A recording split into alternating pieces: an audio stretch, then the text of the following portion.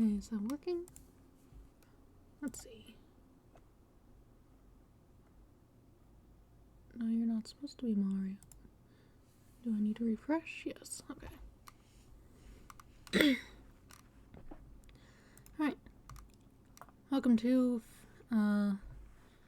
Ace Attorney Dual Destinies. Apparently Phoenix Wright Ace Attorney for some reason, even though this is part of the Apollo Justice trilogy. Don't know what that's about.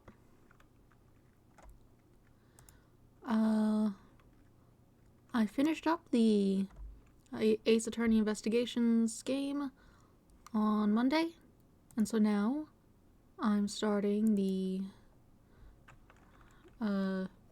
Dual Destinies instead. After. Yes.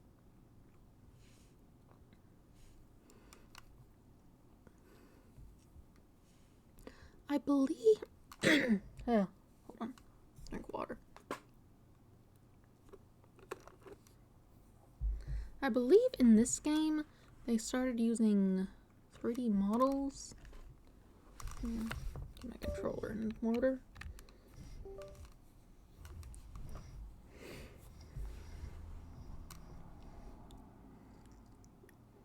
Not sure quite how this will be. Suppose I'll just open it up and we will see. Don't know why it's Phoenix Wright. He's even on the logo. Where is Apollo, my boy? Oh, I should put up the,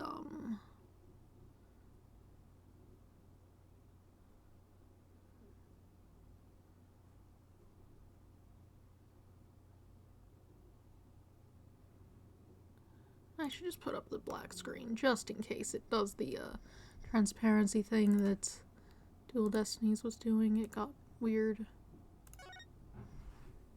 Or not Dual. What is it? The Ace Attorney Investigations. It had a thing where whenever it would fade to black or flash on the screen, it would turn transparent on the capture. I'm not sure what that was about. The bricks weren't so bad, but I put those pumpkins back there too. And so that became a bit distracting when I was looking over the VOD. What's that noise?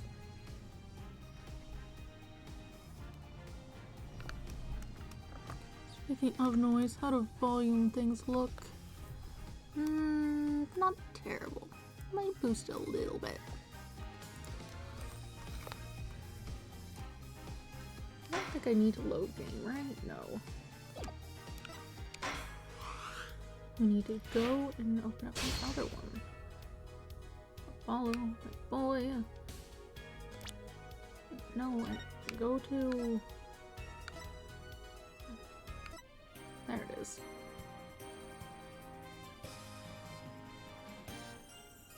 We got a whole animation going on. Costumes. What's this? Oh, we have outfits for them. Cute. I will not put on any outfits though. I have not played this. What on earth happened to you? Oh, let's get going before it spoils anything, apparently.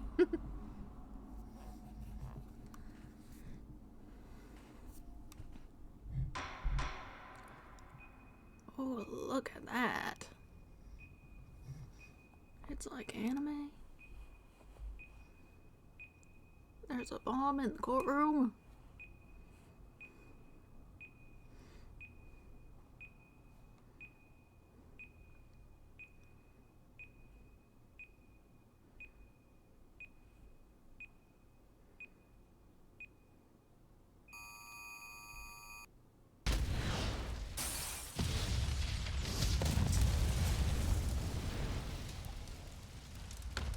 Well.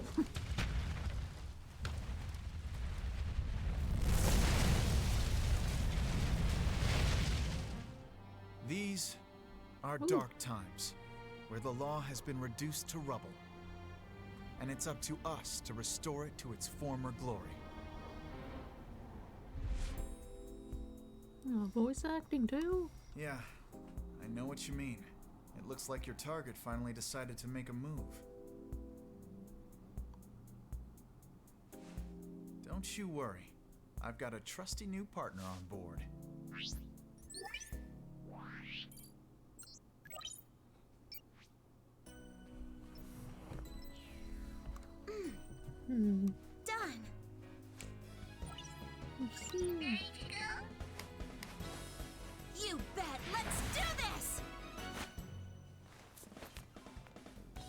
She's been with us for half a year, though I can hardly believe it. Anyway, her power will be our greatest weapon.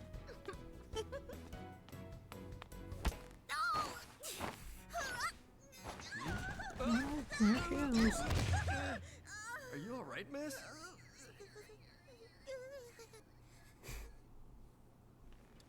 Yeah, it's for this very reason I returned. Time to bring it to an end. I'm not sure I like that voice.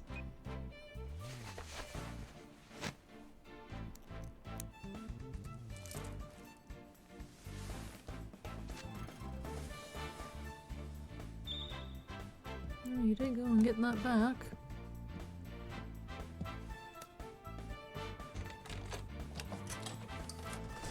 There's Apollo, my boy. I think that was him in the exploded courtroom, but still.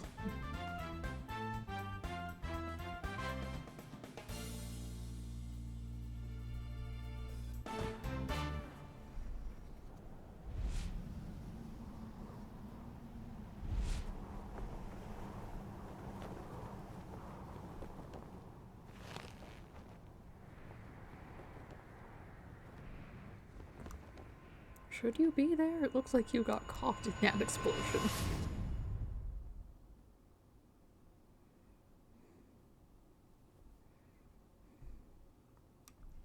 Episode 1, Turnabout Countdown. Wonder if there'll be additional voice acting or just during those cutscenes that are like animated. The best thing about bombs is how they erase and destroy without discretion.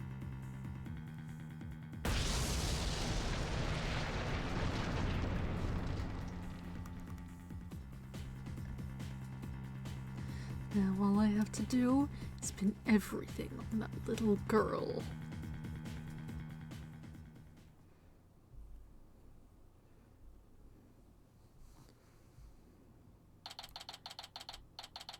Alright. Slightly different style for the backgrounds. December 17th, 9:22 a.m. District Court, Defendant Lobby number 5. Oh, we get to play as the girl, who's apparently Athena. I believe I've heard that name around. Nope. Not feeling nervous at all. It's amazing what a girl can get used to.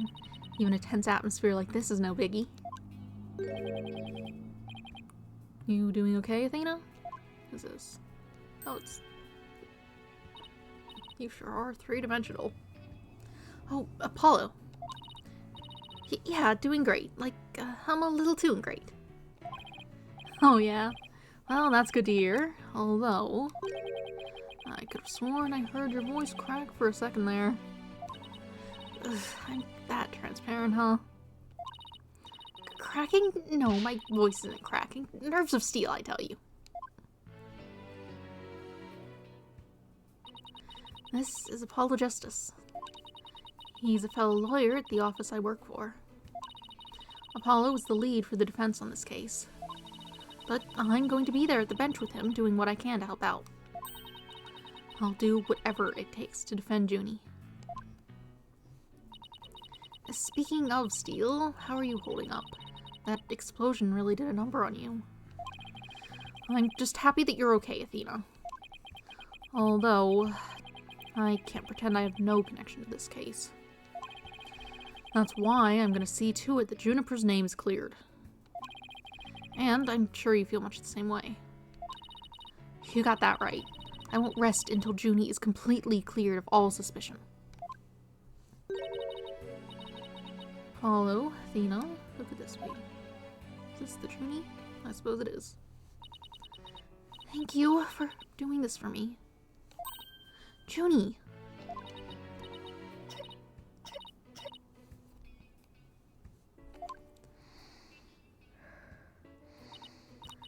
Hey, are you okay?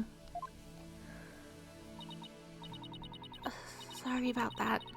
I always seem to go into coughing fits whenever I get nervous. This kind of thing never happens. In the forest, though. This is Juniper Woods. She's my dear, dear childhood friend. She's also our client for this case. The news keeps repeating that Junie is the alleged bomber. But that's ridiculous. There's no way that Junie would do anything like that. I brought you a little snack, Athena. Just a little something from my garden. Hey, thanks. So, is this an orange or a tangerine? It's an orange. My grandma says that orange is the color of strength and endurance. Oh, I get it. Strength for the trial, right? Junie, you're always so good to me. Jeez, look at me. Standing here clutching an orange to my chest with tears in my eyes. Well, don't you worry. We'll be so powerful in there that they won't know what hit them. Right, Apollo? Yeah, that's right. Come what may, this is one trial we just can't lose. Oh, goodbye. Apollo! Apollo! You good? Blood is seeping through his bandages. One of his wounds must have reopened. All this time, he was trying to put on a brave face, but he was really overdoing it. Mr. Justice! Uh-huh? The trial is about to start, sir. Please proceed to the courtroom. What now? But Apollo's in no state to defend.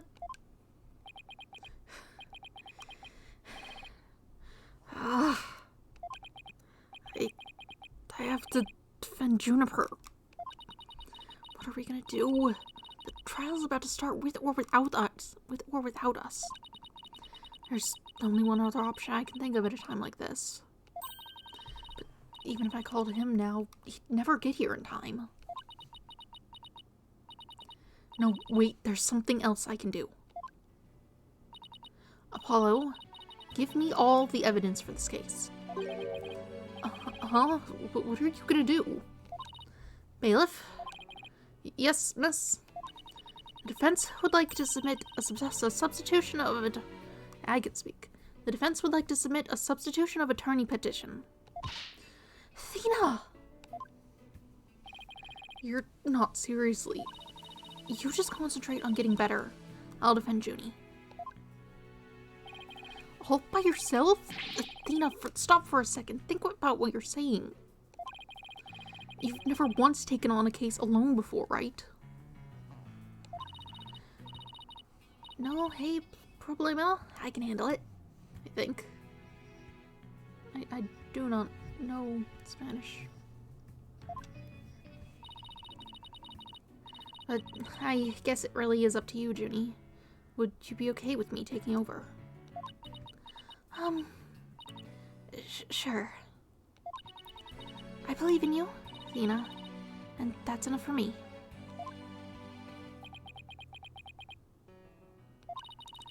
You're worried for me, aren't you? To be honest, I'm pretty nervous too. I think my heart might just burst out of my chest. But you're in no shape to stand at the bench now. So you'll just have to leave it to me.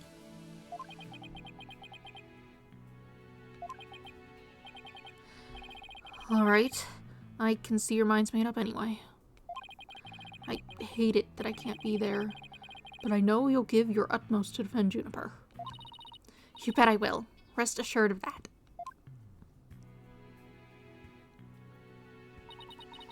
My name is Athena Sykes. Sykes? What is that? Where does that even come from? Let me look it up. I don't want to mess that up. It's probably going to be said a lot. Let's look it up before I say it bad.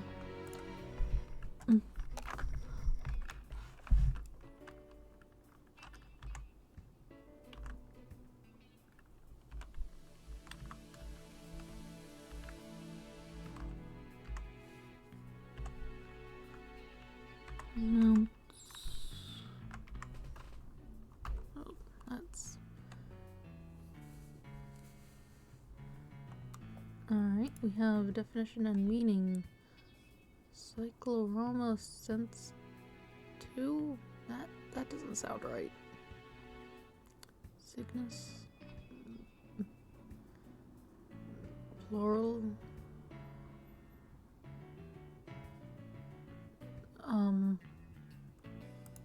Not a whole lot going on here. So it says it's related to cyclorama. A large pictorial representation encircling the spectator, often having real objects in the foreground. A curved curtain or wall used as a background of a stage set to suggest unlimited space. That doesn't sound quite like what I'm talking about or looking for.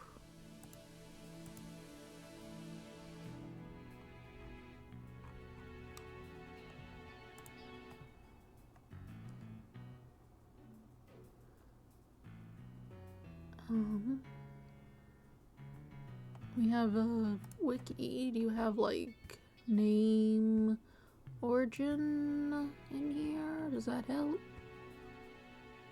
Does that help me? Other Japanese name.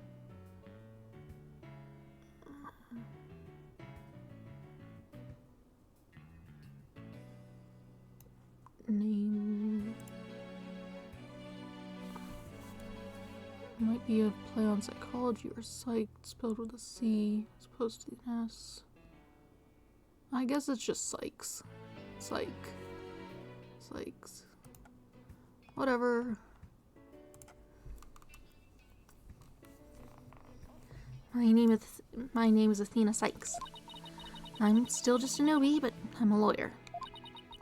This is only the second time I've taken the lead in a defense case.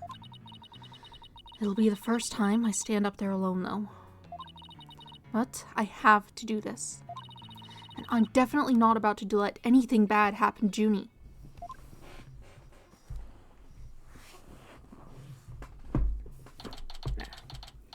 December 17th, 9:46 a.m. District Court. Courtroom number 5. Oh, fancy. Court is now in session. All rise.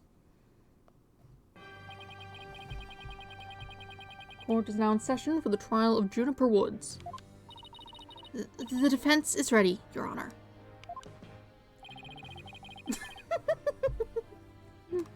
Alright. The prosecution is also ready, Your Honor. What is the meaning of this? I was under the impression that Mr. Red Monkey would be my opponent today. Yes, well, the substitution of attorney petition was submitted just a few moments ago. Due to the explosion in the courthouse yesterday, Mr. Justice is unable to continue. That was yesterday? Why is he out at all? Surely you could have just had someone else do this. Just like already. Yesterday. You need to rest. What are you doing? I see. Not at all surprised that he used that as an excuse to run away. With me as an adversary, who wouldn't want to feign illness in order to escape? What the nerve of that guy! I'm going to give him a piece of my mind. Well, I would if I wasn't so nervous. What is your little necklace? It was emoting with you earlier, but it doesn't seem to be doing so now. Ah, this arrogant jerk. Oh, you arrogant jerk. No, Bridget! Is my hearing getting worse? I could have sworn I heard the defense say something just now. No, you didn't hear anything at all, especially not from me. Odd. I could have sworn I also heard something. Oh, that would be my indispensable partner, Widget. He sometimes blurts out what I'm thinking. Well, then. If that's the case, then it's clear. Then it's a clear contradiction to what you just stated. A contradiction? You just stated you said nothing. However, if that device of yours says what you're thinking, then you indeed said I was... What was it? Elegance at work. He actually was arrogant jerk. That's a fun face. At any rate, what does it matter if it's a red monkey or a yellow monkey facing me? No fresh out of a law school rookie can defend this witness. Mr. Payne, I believe that's enough. Let's get back to the case. Of course, Your Honor. I'm more than ready to show this little girl why they call me the Rookie Humiliator. I knew it. He really is an arrogant jerk. Arrogant jerk. Miss Sykes, if you continue to insult the prosecution, I will remove you from this court. I'm very sorry. Just a knee-jerk reaction. Now then, Mr. Payne, your opening statement, if you please. Thank you, Your Honor. Now then, the incident occurred yesterday here at this very courthouse in courtroom number 4. Surprised the rest of us holding up. At that time, the trial for a certain bombing was being held in courtroom number 4. Yes, I was presiding over that trial as well. And Mr. Justice was there as the lawyer for the defense. The bomb that was being presented as evidence suddenly went off during the trial. It was a terrible incident, and courtroom number 4 was completely destroyed. Fortunately, we were able to start evacuation procedures before the explosion occurred. Just a few seconds more, and it would have turned into a horrific loss of human life. But there was, in fact, one death, was there not? That is correct, Your Honor. And courtroom number 4 was examined after the blast. The body of Detective Candace Arm was discovered. She was to take the stand as a witness later in the trial. Suppose she wasn't able to evacuate in time. What a terrible tragedy. Odd, injuries for an explosion. Must admit, I stumbled at least 10 times myself before I was able to escape. Maybe the court should see about getting you even shorter robes. The victim's body was found near the entrance to the courtroom. I suspect she stayed until the very end to help guide the others out safely. Your Honor, allow me to submit as evidence the victim's autopsy report and details about the bomb. Wasn't I supposed to get the evidence? I don't seem to have any evidence. Cause of death, trauma to back of head caused by impact with a flat object. Time of death between 8 and 11 a.m. Stuffed animal bomb added. The time bomb that destroyed the courtroom. It was hidden inside a stuffed animal when it was detonated. Okay, I know how this works. All evidence for the trial is filed in the court record. When I want to check something out, I just use RB.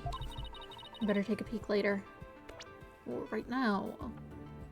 Brand new shiny bed shows I'm a defense attorney. Any further? Okay, it's just the picture. Impact with a flat object. Okay. Oh, we have profiles as well. Here's Apollo. Another lawyer at the office. He's passionate about the law and hates anything that's not fair or just. Juniper, our client in this case. We've been friends since childhood. Sweet girl loves nature. Is that your name? Gaspin Payne. The prosecuting attorney. He just seems to exude unpleasantness. Candace Arm, the victim in this case. A detective who was heading up the investigation into a bombing incident. Okay. Now then, please call the accused to the witness stand.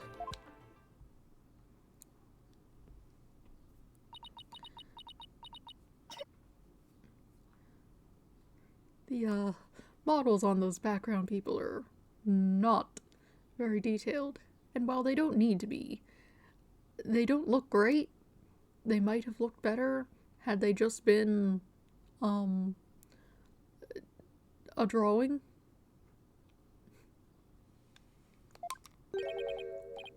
Defendant, are you feeling alright? You're looking a bit pale.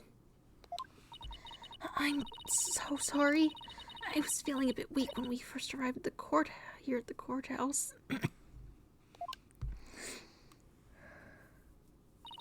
But I'm alright. Junie's really giving it her all. I'd better make sure I do the same. If we could please proceed. Your name and occupation, defendant. Juniper Woods. I'm a high school student. Miss Woods, can you confirm that you were in the courthouse on the day in question? Yes, I came to know Apollo Justice through my friend Thena. And so, I was there yesterday to watch his trial and lend my support. Something's wrong. Junie's really scared. Did you know I'm also known as the Defendant Humiliator? It looks like I have yet another chance to show everyone how I earned that moniker. Does his arrogance know no bounds? I have to protect Junie no matter what. Hey, you arrogant... Prosecutor Payne. What is it? You want me to demonstrate why I'm known as the Rookie Humiliator instead? The Rookie Humiliator instead. Okay. Deep breaths, Athena. Don't let him get to you. Prosecutor Payne, Junie is telling the truth. Mr. Justice also backed up her claim when we saw him in the defendant lobby. And Junie, he said that he was glad to get the lotus root you gave him too. He was? My grandma says lotus root is good for your eyes. She says they can even help you see in the future. Into the future. They can, and that's the perfect present for a lawyer. And if that's true, I guess he must not have eaten them. Sweet meat girl like this blowing a courtroom to bits. I must say it's very hard to believe. Yeah, why did you arrest her of all people? Objection! Now, Your Honor. Don't let her seemingly innocent appearance fool you. The defendant had a motive for committing this crime. That's not true. I don't have any kind of motive. And I didn't even know the lady was killed. I admit the investigation didn't turn up any connection between the victim and defendant. However, that doesn't matter. The only thing that does is that her objective was the destruction of courtroom number 4 itself. Fancy camera movement. Hey, what's that supposed to mean? Why in the world would Miss Woods want to do that? That's a very good question, coming from a novice such as yourself. But first, a question for the defendant. Have you ever been brought up on false charges? What? Why, yes, I have. Did that experience cause you to harbor a grudge against the court system? Objection! Now, wait just 1 minute. If that kind of thing was a motive for blowing things up, then every one of our clients would turn into bombers. That's a valid point. Wouldn't have a single courthouse left standing in the land. I can see that the accused isn't the only one who might bear resentment against the courts. But Miss Woods is the only person who could have committed this crime.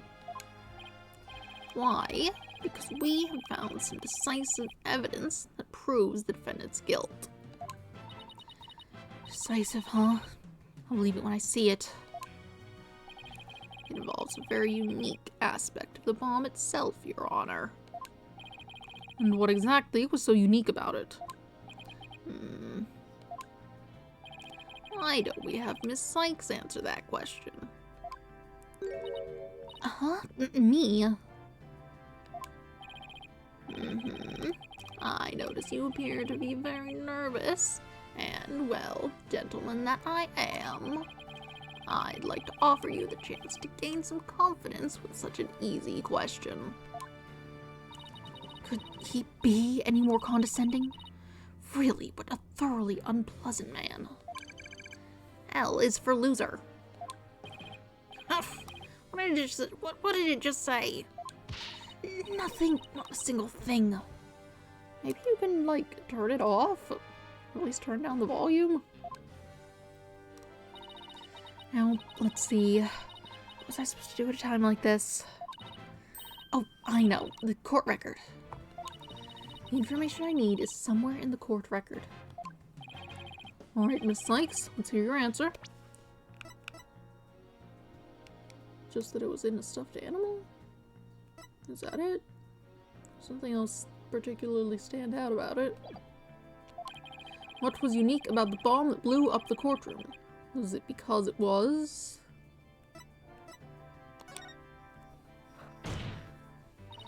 Mr. Payne, what kind of simpleton do you take me for? It was stuffed inside a stuffed animal. Its evil intentions covered up by a cute exterior. Very good. Have a cookie. The bomb that went off in the courtroom was indeed hidden inside a stuffed animal. There, how do you like that? Not bad, huh? I am fine, just like I said from the start. I can do this. Yes, as I recall, the bomb was inside a stuffed animal the whole time. I never even got to take a look at it. What connection does this impish elephant have with the defendant? The answer to that question lies in another piece of evidence, which I have here. Looks like the tail of it? And what, pray tell, is this? It appears to be a little singed. It's a tail, Your Honor.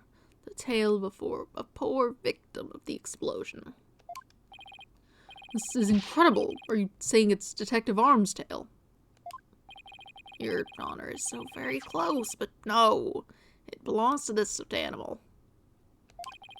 It's called the Phony Fanty, a rather unpleasant name if you ask me. He's a mascot for a campaign to eliminate false evidence and false charges, is he not? Exactly. His motto is, phony evidence is just trunked up. That's so wrong on so many levels. The Phony Fanty's tail is made of vinyl cloth. We found something very interesting on its surface. The defendant's fingerprints.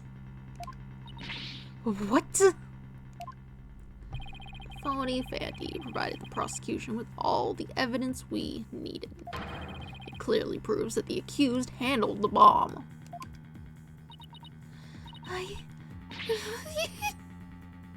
Whoops.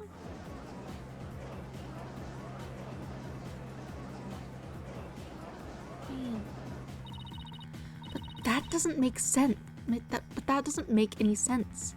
Why would Junie's fingerprints be on it? What are those upper balconies for?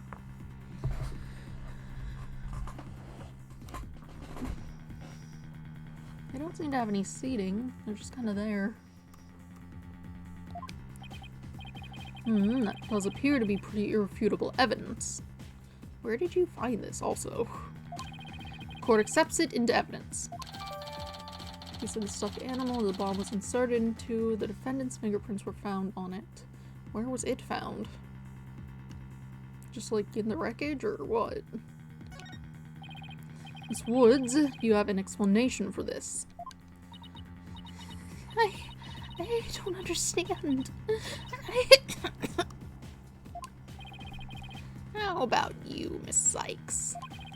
Do you have any plausible explanation to refute this decisive piece of evidence? Well, I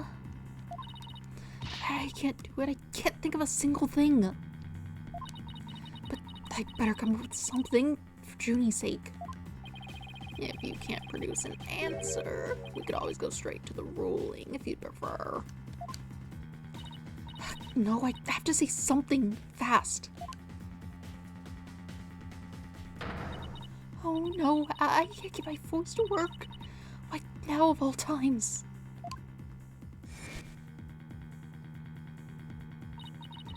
I thought I overcame this already. Maybe I'm still not ready to stand in court.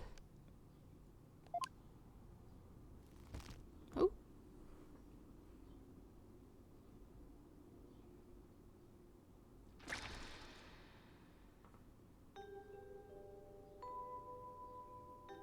Hmm.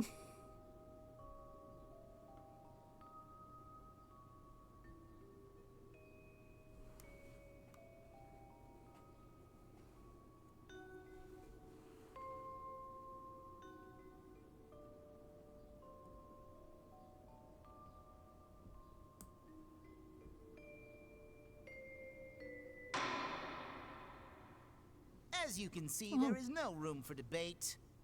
How are you speaking? Objection! Hi. Why, it's you.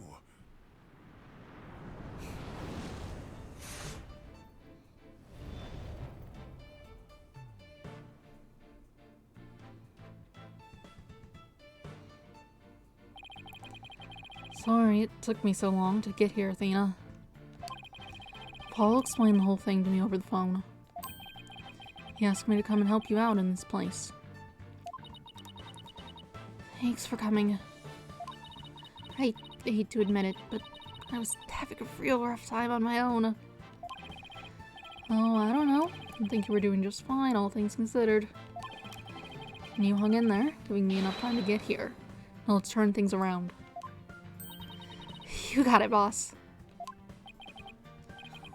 Oh, look who showed up out of the blue. If it isn't Mr. Phoenix Wright. He always managed to surprise me. Your Honor, Mr. Payne has called for an early ruling. But I believe there are still many things that need to be deliberated.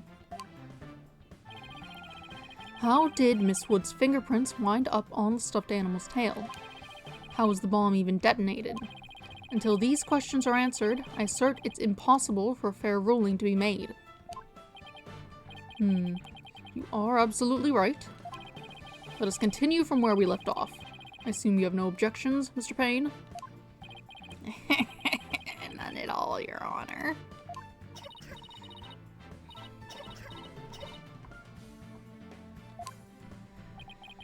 Miss Woods really looks like she's having a hard time. Junie's really struggling, Mr. Wright. I get the sense that she's afraid of the courtroom itself. Because of yesterday? Yeah, it was understandably very traumatic for her. Poor thing. And here she is back at the courthouse again. And so brave.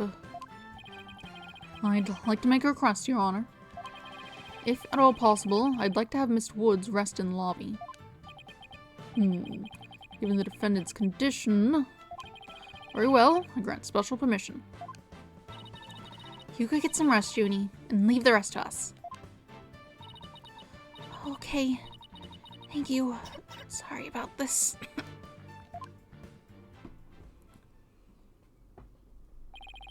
Phoenix Wright. I've been looking forward to meeting you. It's been a while, Mr. Payne. You're more clueless than I'd heard. I do believe you mean, how do you do? For I am Gaspin Payne. I am the younger brother of your long-standing rival, Winston Payne. I thought I hadn't heard that name before. What is long-standing rival? When were we ever rivals, let alone long-standing?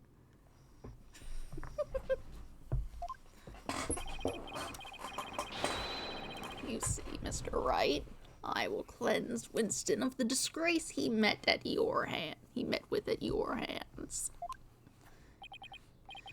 Looks like this royal pain is going to be as thoroughly unpleasant as the other. Your Honor. Prosecution would now like to call a decisive witness to the stand.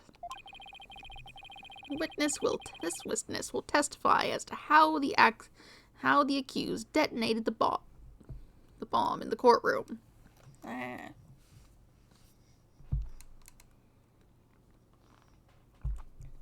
Like hiccups or something. Very well. Please call your witness, Mr. Payne.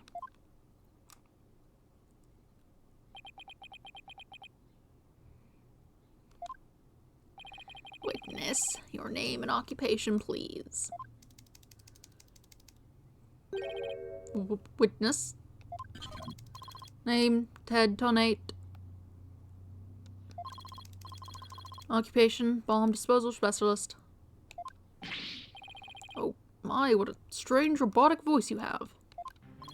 Speech synthesis via typing is the same as me talking. He sounds exactly like a robot. He sounds exactly like a robot. Can't you speak in a normal manner? I can. He can. And I do not like to speak. Speaking is inefficient. Energy expenditure, speaking. Speaking over typing. Understand? An odd witness. Mr. Tonate was in charge of the bomb for that trial and was there when it went off. Being a bomb squad specialist, do you have any relation to the victim? Negative. I first met the girl while on this job. Many people are employed by the police. I know only a fraction of them. However, I was shocked when I first discovered the body of the victim. Shocked? I was the first one on the scene after the explosion.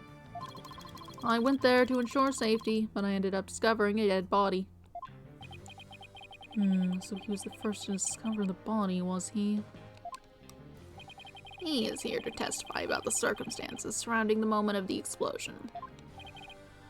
Very well, the court will hear Mr. Tonate's testimony. But at the very least, show this court some respect and remove that face guard, witness.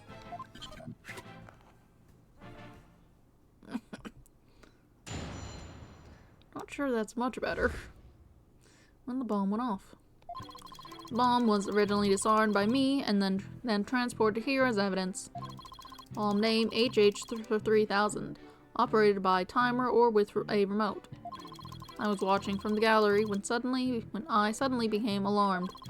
I saw that the bomb's timer was counting down. That was something. So even though the bomb was supposed to be disarmed, it somehow got switched on. Precisely. Activating the timer is very simple. 1. Connect wires. 2. Switch on timer. A monkey could do it. I am sure even you would be able to, Mr. Wright. I guess this makes you the blue monkey in this barrel of fun, boss. I'd now like to begin my cross-examination. Huh? Huh? Mr. Tonate, what is that? HH3000, aka a bomb. A bomb? Googly. Yes! Mr. Tonate, I demand you disarm it this instant. Disassembly completed. Oh, wait, they're not doing. Disassembly completed. 5.3 seconds. 0.2 seconds short of my personal best. You're trying to give me a heart attack. Not exactly a spring chicken, you know. This is an exact replica of the HH3000. It is used to practice disarming bombs. Disarm equals success, explosion equals failure. Exact replica of the bomb that exploded, is it? So that's what it looked like. I submitted a photograph of the real bomb taken just before the trial. I suppose you could just assemble the general concept of them, but leave out the explosive material for practice.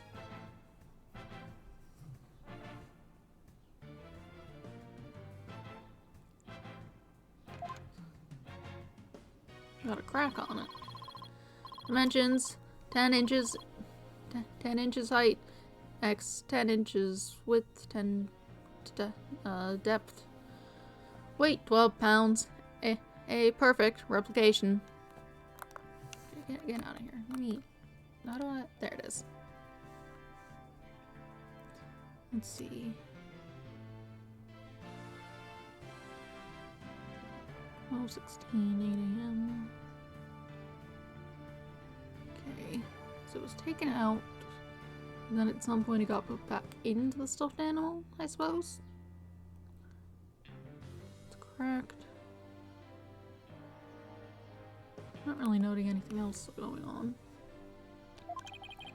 Your bomb does appear to be a very good copy indeed. Yes, however, I could not replicate the detonation mechanism. It has a very puzzling wiring setup. It is regrettable I could not replicate it. Witness, that's enough. There's no need to replicate anything here. HH 3000 bomb update in court record. Cool, we got separate. And now, if the defense would begin their cross-examination... Where has Miss Sykes gone to? Where'd you go? Athena, you can come out now. Okay, Mr. Wright, let's get to work. I guess you were pretty scared, huh? But what? I don't know what you're talking about. She was about to bolt. Hey, put a sock in it, Widget! As transparent as ever. Now, let's see. Where were we? We were at the cross-examination. Oh, cross-examination, of course. She seems disoriented.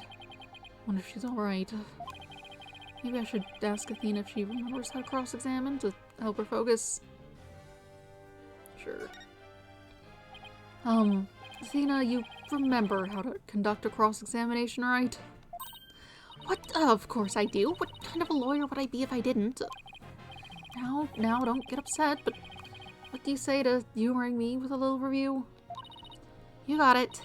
Basically, we examine a witness's testimony and compare it against the court record, searching carefully for any inconsistencies. The green text represents a witness's testimony. We can use left stick to advance to the next statement of their testimony, and left stick to go back to the previous statement. Paying close attention to the testimony, we should keep an ear out for anything strange, and be prepared to present our case via the court record.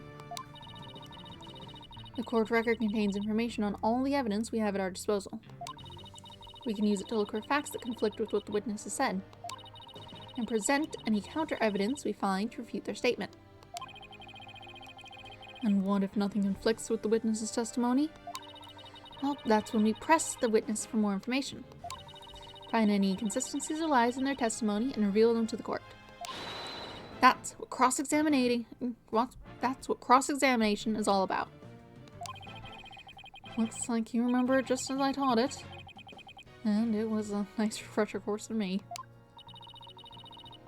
If you can't find any contradictions, and you flub up too often, don't be afraid to ask me for help. Press Y when the option to consult with me appears. I'll let you know when where I think the suspicious statement is. Sounds good. I'll be counting on you if I get in mind. Alright, it's cross-examination time. I thought Athena was still leading it. You just showed up to be assistant or whatever. I did think the standing was... When the bomb went off. Bomb was originally disarmed by me and transported here as evidence. Hold it! I don't know about that voice.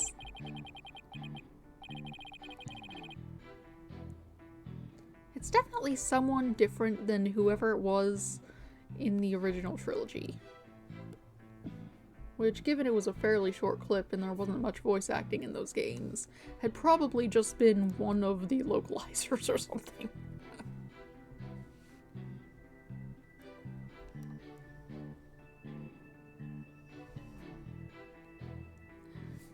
You say that you disarmed the bomb, but are you really sure that it was disarmed? Absolutely, I can disarm anything. In a flash! That looks more like dismantle than disarm to me. Close enough. It works. Oh, pardon me. Let's see, is there any chance you could have forgotten to disarm the bomb? Impossible. I do not make rudimentary mistakes like that. They say to err is human. Though, the jury's still out on this guy. If you must know, Mr. Wright, according to the court's own records, the fact that the bomb had indeed been disarmed was officially confirmed. I guess I can rule out the possibility that he forgot to disarm it. Could you talk about the bomb in a little more detail for the court, Mr. Tonate? Certainly. Bomb name, HH3000, operated by timer or with a remote. Hold it! What was the approximate size and weight of the bomb? Dimensions, 10 by 10 by 10. Weight, 12 pounds. This information is also written on the photograph. Yes, here it is on the back. According to this, the case is made out of alloy plating 5/16ths of an inch thick. That certainly sounds like one thick and very heavy bit of metal. I bet if I dropped that thing on your foot, you'd be hopping. If you dropped that thing anywhere, I'd be hopping for the nearest exit. Very well, I believe this court has heard enough about the bomb itself. What about the remote? What are you saying about this?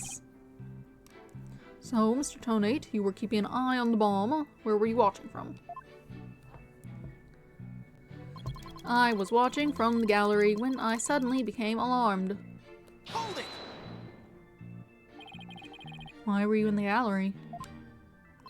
My duties may have been over for the moment, but I wanted to keep watch.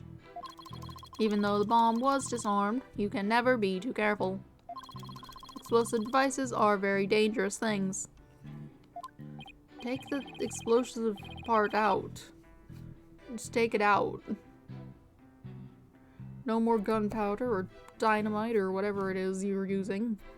Just take it out. Have it separate. Put it in a different bag. Oh, how admirably responsible of you. A model to be emulated. I practice disarming bombs every day. I practice assembling them too. Disarming part I get, but assembling them? Well, I'll have you know that I practice presenting evidence every day myself. I see. Do you ever practice having evidence presented to you? Presented to me? What? No, Then you cannot very well call yourself a professional yet, can you? That does it. I'm gonna start practicing having evidence presented to me every day. And you'd better drink some coffee, boss. We're gonna be pulling an all-nighter. Oh, yes. This is my first time playing through this game. We've got a new character here, although she doesn't seem to be leading the trial for some reason. Even though it started with her doing that, I kind of thought that Phoenix was just gonna be assisting, but whatever. I don't think that will be necessary, or worth either of our time. So, Mr. Tonate, what did you witness from the gallery? I saw that the bomb's timer was counting down. Hold it! You saw it counting down clearly with your own eyes. I'd hardly think a timer as small as the one on this bomb could be seen from the gallery. These goggles help me see very small things, clearly from far away. I can even see what you had for breakfast by looking at your tie. Why do I suddenly feel like a bug under a magnifying glass? I guess it's possible he saw the timer if he was wearing those goggles. I'm not so sure. There's something that just doesn't sit right with me. I don't think I follow. The bomb was completely hidden inside the stuffed animal. Sideline Athena. Phoenix over Apollo. Oh no.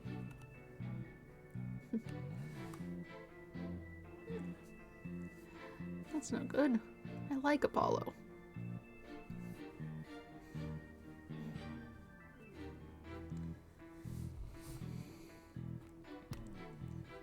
Oh well. Phoenix isn't bad, but like... Apollo. The bomb was completely hidden inside the stuffed animal. So well concealed, in fact, that it didn't even look like a bomb at all. So, you're trying to find testimony that conflicts with the evidence, right? That's right. Listening carefully to Mr. Tonate's testimony is just the first step. After that, it's a matter of taking a look at any evidence that seems relevant. Remember that you open the court record when you go to present something. If you find evidence that conflicts with the testimony, present it. That's good. I figure most characters would get development. Like, there wouldn't be much point in introducing a character if she didn't do something. She was on the, cover thing on Steam, the banner, whatever that's called. Let's see, this testimony is about when the bomb went off, so I think the state it was in at that time would be pretty important. Bomb that didn't look like a bomb because it was inside a stuffed animal, huh? Right. This is baby tutorial case.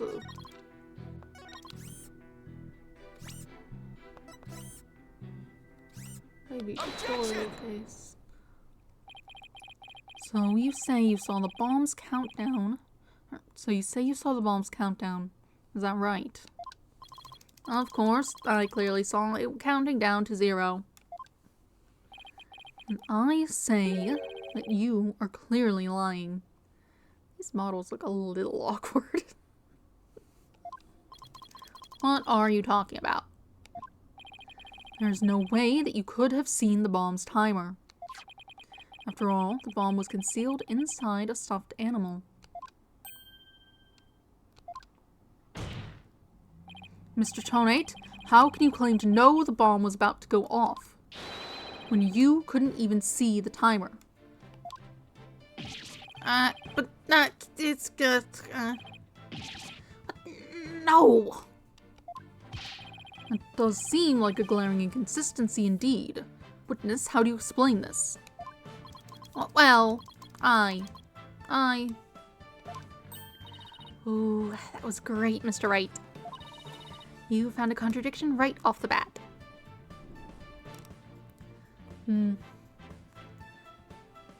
Yeah, they probably would have been a bit more impressive on the 3DS, where you could, like, see the 3D effects going on and also the much lower resolution of the screen. Her arm is clipping through her body a bit.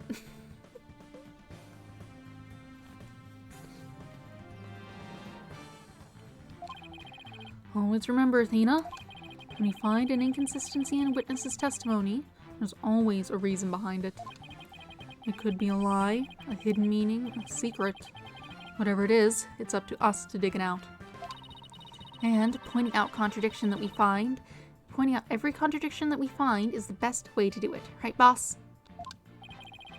Now the question is, what can we dig out of Mr. Tonate? well, let me see. No, there must be some mistake. Oh, yes, of course, I remember now. Sound, I knew because of the sound. Sound? What sound? When the timer of this type bomb is switched on, it beeps softly. Beep, beep, beep. It is the sound of the bomb counting down. Beeping noise, you say? I suppose it would be possible to notice that, even with the bomb inside the stuffed animal. I simply made a mistake. My bad. Objection! How in the world did you hear such a tiny little sound all the way from the gallery? Listening for the sound of a bomb's timer is an integral part of my work. I constantly undergo training so that I will never miss it. I hardly think training would help you hear something so soft from so far away.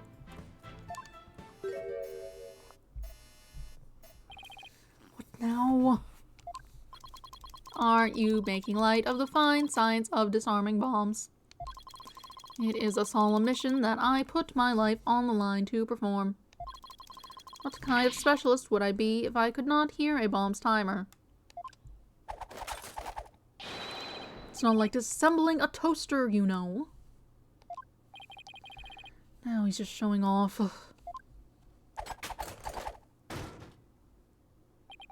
You keep asserting that the sound was too tiny to hear, but the only tiny thing here is your skill as a lawyer. Being mistrustful is not an attractive quality, you know. And you're just overflowing with attractive qualities, are you? Oh, or perhaps you have some proof that Mr. Tonate did not hear the sound? Well, no, but it still seems totally suspect. But it's going to be really hard to prove that he didn't hear something. If I have this correct, the prosecution's argument is that someone reactivated the bomb before it was brought into the courtroom. What I don't understand, Mr. Payne, is why you believe that person to be Miss Woods. That's simple, Your Honor. Mr. Tonate happened to be there when it happened. He was there when the defendant rearmed the bomb. What's this now? It happened before the trial started. It was when Detective Arm and I were transporting the bomb. We brought the bomb to the lobby for the defense. Bomb equals evidence. The lawyer wanted to see it before the start of the trial. Looking for a chance to get at the bomb, Miss Woods was already there in the lobby. Her goal was surely to rearm the bomb and steal the remote switch. The remote switch. Yes, the switch that controls the bomb remotely. Duh. It has been missing ever since the incident. Missing remote switch added to court record. A switch that starts the time bomb's countdown. It was stolen just before the blast and is now missing. I am partially to blame. I left the bomb and remote on top of the transport case, and they were rearmed and stolen while I was talking with the lawyer. The defendant then used the remote from inside the courtroom to start the timer. Objection! How can you assert so unequivocally that the bomb was rearmed in the lobby? Objection! The bomb was safely secured in the transport case. The only time it was outside of the case was in that lobby. Therefore, that was the one and only opportunity anyone had to meddle with it. Someone other than Mr. Tonate could have opened the case and taken the bomb out. I've played all games of the Ace Attorney that have come out prior to this one. Thus far. I played through the first trilogy, and then I played, the first Apollo Justice, and then the investigation games, and now I'm back to this one. I was just playing them in chronological order. The only one I have skipped is the Professor Layton crossover, because I have to play the Professor Layton games to play it. And also I would need to try to emulate the 3DS if I wanted to stream it. I already gave up on streaming the Professor Layton games because it's a lot of me muttering the parameters of the puzzle and some numbers until I get it figured out, and that's not terribly interesting, I think.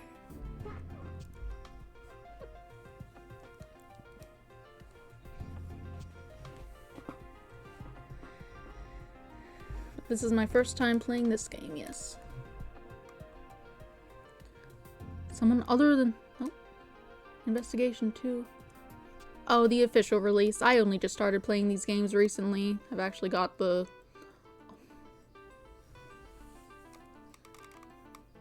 the VODs all up on my YouTube thing. I've been doing the whole series, basically.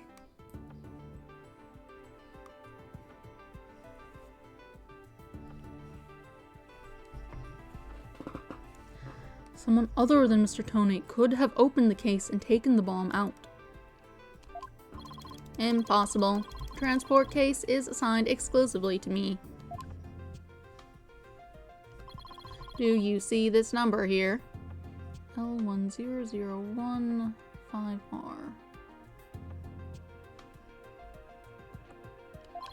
That is my identification number.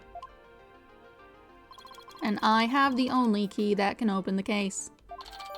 Bomb transport case added to the court record. Case Tonate and Detective Arm transported the bomb in. Tonate has the key. Nevertheless, Mr. Payne's assertion is nothing more than conjecture. You have no proof that it was Miss Woods who stole the remote switch. And by the same token, you have no proof that it wasn't her. But what I do have is a piece of evidence that proves the defendant handled the bomb. That tail. 5 minutes, 24 seconds, 2.3 decaseconds. The defense's advantage lasted a mere 5 minutes. Talk about a rotten hand. As long as they have her fingerprints as their trump card, I'm at a big disadvantage. It appears we will have to hear from the defendant herself once more. I wholeheartedly agree, Your Honor. I would like to recall Miss Woods to the stand. I trust you have no objections, Mr. Wright? I'm worried about her condition, but we do need her testimony. On the other hand, I'm not sure I want to make Athena mad. I can read your feelings, you know, boss. I guess there's no hiding from her, huh? Don't worry, I know we need her testimony. But if anybody picks on her again, they'll pay. Yes, she's already at anger level 1. Don't worry, I'll stop the proceedings before I let anything bad happen to her. The defense has no objections, Your Honor. In that case, I will take my leave. But before I do, there is just one more thing. Mr. Wright, is it? Me? Yes. Dismantling bombs is my job. Dismantling the case is yours. Do you think you can handle it? I look forward to seeing you try. This guy's hiding something. Just know it. Now, if you will excuse me.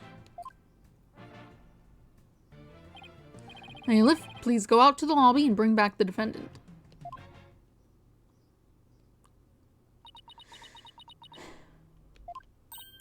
Junie. Hi, Athena. She looks even worse off than before. Don't worry, Junie. We're here for you. Thanks, Athena. And I'll do my best, too. You blew up the courtroom because you bear resentment against the courts, correct? No, of course not. What's that you say? I can barely hear you. I haven't done anything wrong. This prosecutor's scary. Objection! What an impudent little girl. Stop acting innocent and tell the truth. This is getting ugly. You rearmed the bomb because you wanted to blow up the courthouse. Admit it. That's why you went to the lobby where Mr. Justice was. Isn't that right?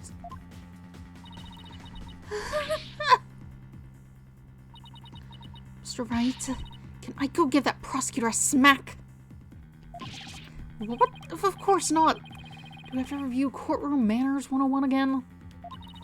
We can't let a creep like that bully. We can't let a creep that bullies innocent girls like this off so easily. I haven't forgotten about how he treated you. Don't worry about me. Just help Junie. Her heart's crying out. She's so scared. So very scared. Looks like Athena's picking something up with her heightened sense of hearing. It sounds like this time it's the voice of Miss Wood's heart. Don't deny it. You stole the remote switch and used it in the courtroom, didn't you? Objection! Your Honor, please put a stop to this.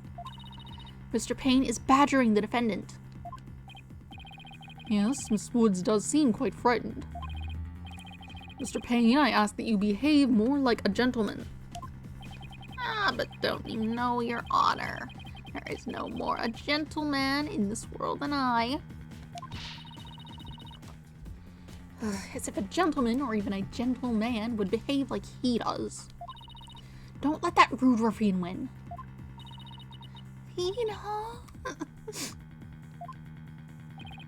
How dare you call a gentleman such as I a rude ruffian? I'll have you know I attended a manners class every Saturday. I'm more than just a mere gentleman. I'm a genteel man. Not when you're terrorizing a young lady, you're not. I'd demand my money back from that manners class if I were you. I should probably be the adult here and stop the two of them, but... Mr. Payne, that will be enough. Certainly, Your Honor. No further questions. Let's move on to the defendant's testimony. Miss Woods, please share with the court what you were doing when the bomb went off.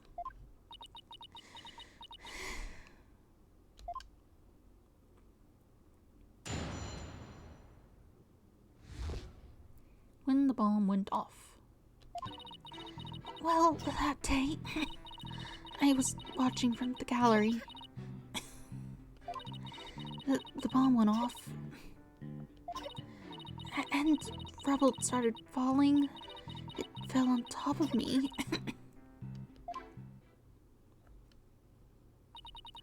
Junie's clearly in pain being forced to recall the bombing like this.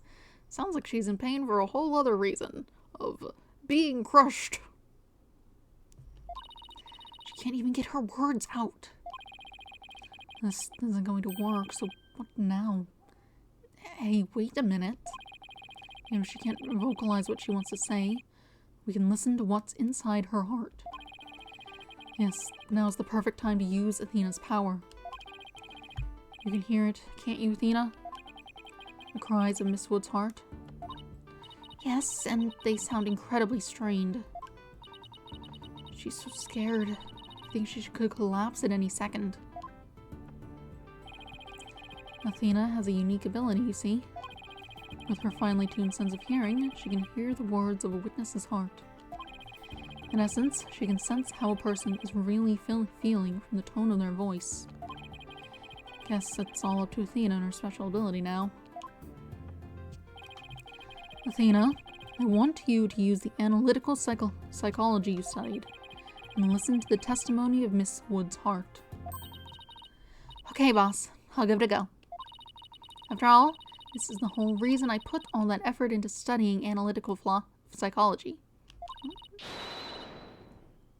Auf geht's. Let's do this. So is that German?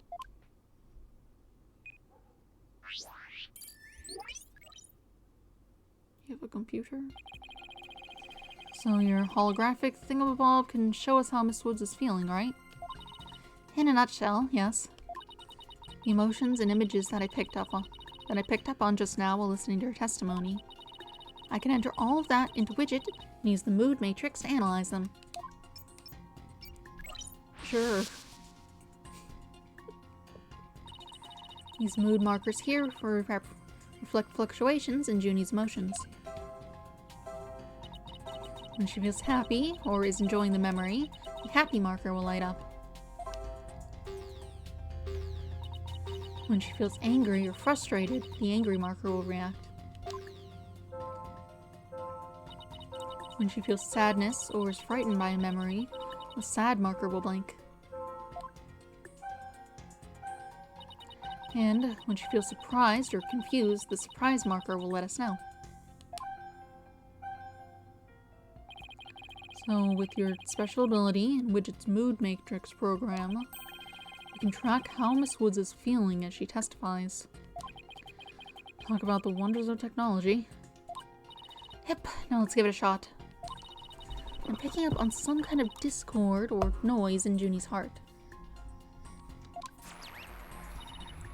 See here? This is what the noise looks like in the mood matrix. It's a result of inconsistencies between her testimony and her feelings. If we can pinpoint these inconsistencies, the noise level should drop. Okay, it's time to listen to Miss Wood's true testimony. Interesting. Well, that day, I was watching from the gallery. The bomb went off. And rubble started falling. It fell on top of me.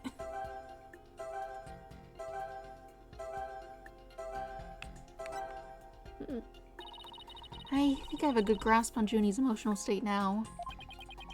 This power of Athena's is incredible. Happy when rubble falls on top of you, but also surprised. Or maybe confused. And I'm seeing an unexpected emotion that's inconsistent with the content of her testimony. What already? On top of me. Look at this. When she says it fell on top of me, the happy marker is reacting. Oh, look at that. That is odd. There must be a reason for this contradictory emotion. We just need to do some digging. When you find an unexpected emotion, you'll first need to pinpoint it. And then select the unexpected emotion or reaction from the 4 mood markers with A.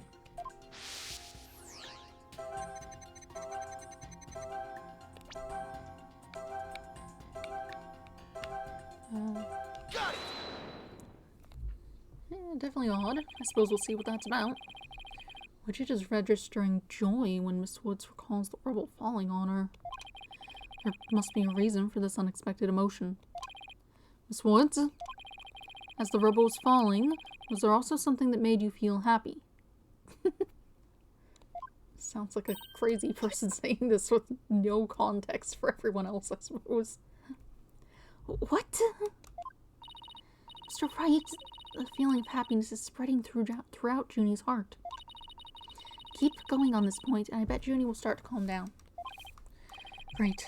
Let's hear what she has to say. Just as I was about to escape the courtroom, the bomb went off. I was so startled, I tripped. And then rubble started falling on top of me. I really thought I was done for. But just then, Apollo came and rescued me. Apollo? He used his own body to shield me from the rubble. So that's when he sustained those injuries. How do you feel, Junie? Did talking about Apollo give you some courage? Yes, Apollo was just like the sun. Strong and bright and warm. Just talking about it makes me feel like a leaf undergoing photosynthesis. And see? Your cough stopped all of a sudden. Oh, you're right. Thank you, Athena. Looks like we were able to draw out some new testimony. Pretty neat, huh? But there's still some noise left, meaning there must still be some discord in Junie's heart. I guess we'll have to keep going then. Let me input this new information and update the mood matrix and we'll be good to go. You remember what to do, right? When I find an unexpected emotion, I should first pinpoint it. That's right.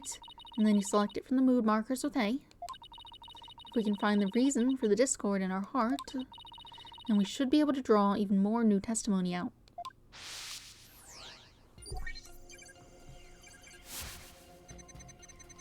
I tried to run, but I was too slow.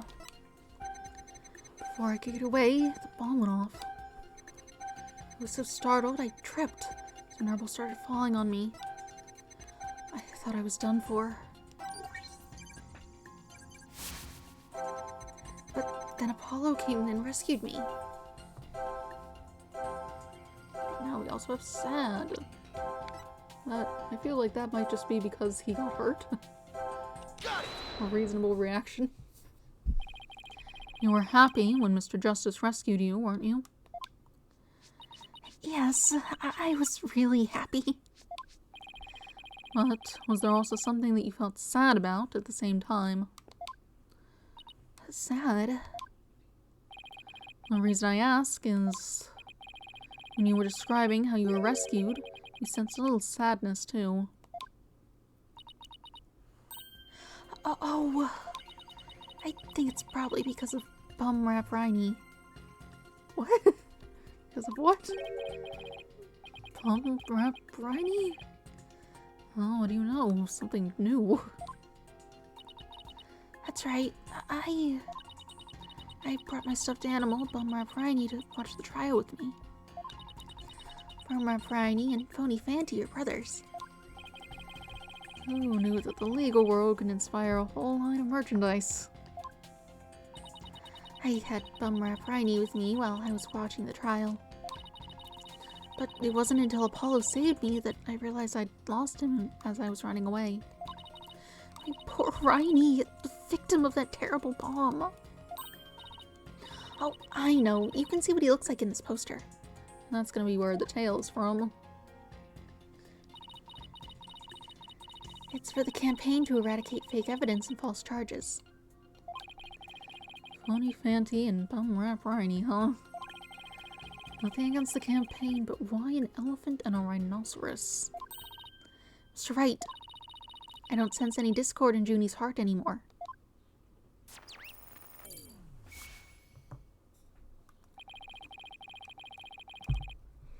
So I guess that means we managed to draw out all of her testimony. That's right. I'll just make an update with the new info and we'll have the whole picture. So do you think her new testimony will help? Absolutely. I don't know what I would have done without you, Athena. So Bum Rap Riney was in that courtroom when the bomb went off. Now that we know that, it changes the meaning of that other piece of evidence. All I have to do is present it with the right statement.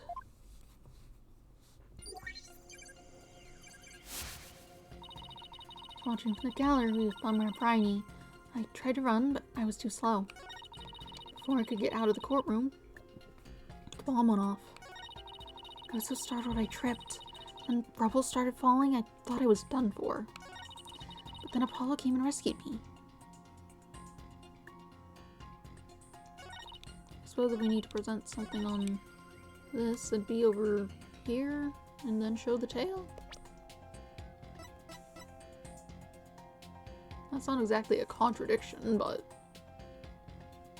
look at this tail. Miss Woods, I know this trial has been very hard for you, but you can relax now. You are, without a doubt, innocent. Mr. Wright, what wild assertion are you making now? My wild assertion is simply this. The two stuffed animals were mixed up. The tail the defendant's fingerprints were found on wasn't that of phony Fanty. It was the tail of her gallery companion, Bumrap Ridey. Objection! What nonsense is that? I can see that they're both stuffed animals, yes, but they're completely different characters. An elephant and a rhino. They're as distinct as a defense lawyer and a prosecutor. But are they really so different? Both defense lawyers and prosecutors strive to protect the peace through law. Even elephants and rhinos have some similar characteristics. They're both gray, for example. Anyway, this poster is all I need to prove my assertion to be true. Well, to prove it's a possibility. If I may direct the court's attention here, you'll clearly see how the two got mixed up. Take that!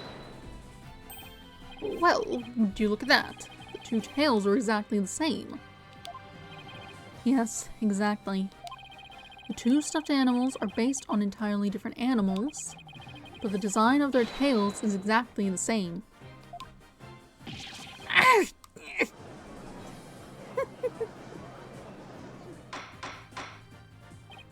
Order in the court. As long as the possibility exists that the tail belongs to Bumrap Ridey, we can no longer consider it to be decisive proof that the defendant handled the bomb. As things stand, I consider the charges against the accused unsubstantiated. Wouldn't you agree, Mr. Payne?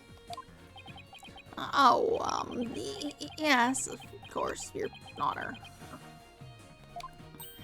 Ooh, that was great, Mr. Wright. You turned things right around. Yeah, it's not over yet, but at least we managed to hold out this long. I believe that brings our proceedings for today to a close. Are we sure? It's not a lot going on today. Mr. Payne, I'm afraid you have some serious investigating ahead of you. Yes, Your Honor. Very well, let us reconvene tomorrow. Court is adjourned. Okay, we got a multi-day trial for the first one this time. December 17th, 11:56 a.m. District Court. Defendant, lobby number 5. That was so exciting, boss. We did it. True to form, you managed to just barely pull it off at the very last moment. True to form? Gee, I never knew you had such a glowing opinion of me. Thank you for everything you're doing. You did great, Miss Woods. You really stuck it out. And you got really brave at the end. Just when we needed you most, Junie. Thanks to you, we were able to turn things around.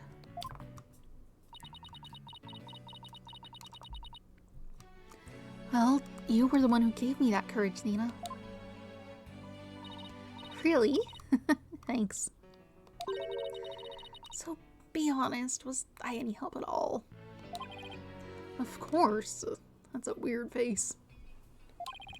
Without you, we would have never gotten out of that tight spot. That's good to hear. I may still have a lot to learn, but you can bet I'm going to give it my all. I'll be so good that one day you'll call me your partner. That's what I like to hear. Analytical psychology. The ability to solve the riddles of a person's heart. Athena's true potential is beginning to really shine through now. Hey, where's Apollo anyway? Good question. Almost forgot about him. I assumed he'd still be in here in the lobby. Oh, I know. Maybe he's still in courtroom number 4. Courtroom number 4? What would he be doing at the scene of the explosion? When I came out to the lobby to rest, I told Apollo about Bumrap Ridey. I told him I dropped Ridey in the courtroom as I was trying to escape before the blast. And then Apollo said he had an idea where Ridey might be, so we went to take a look together. Huh, I guess Apollo can be pretty nice when he wants to be. So you went looking for Riney together before you were called back into courtroom number 5. Yes, I'd had some time to rest, so I was able to go and look for him. But then they called me into the courtroom number 5 to testify. Apollo insisted on staying there, though. With all those injuries, I wonder how he's managing. I sort of thought he was gonna go, you know, rest somewhere. Go to the hospital. Which it kind of doesn't look like he should have left.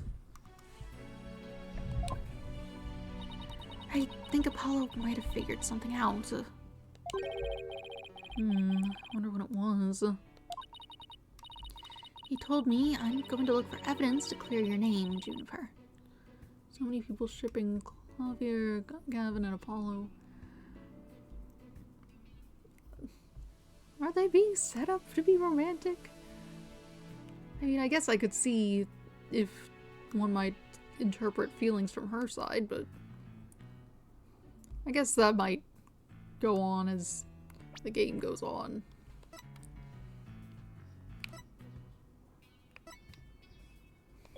It's kind of a good, whoops, good chunk of time between them, though.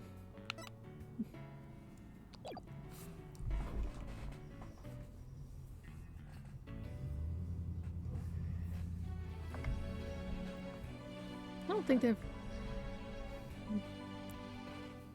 Even so, if they were trying to prevent that, you'd think they'd want to do something about the Phoenix and Edgeworth, because that feels a little more right there.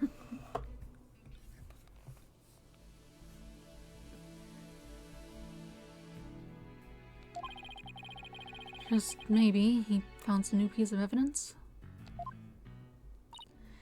Anyway, we'd better go get him. Good idea.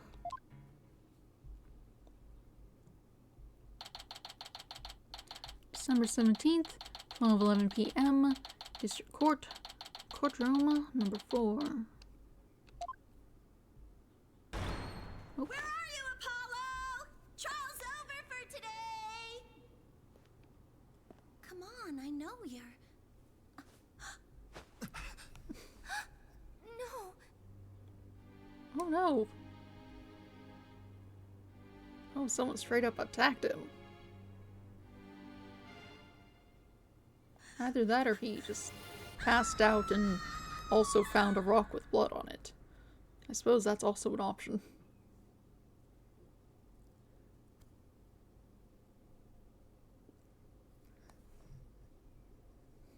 Yeah.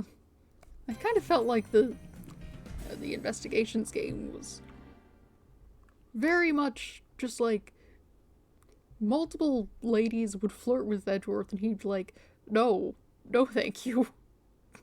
I don't want this.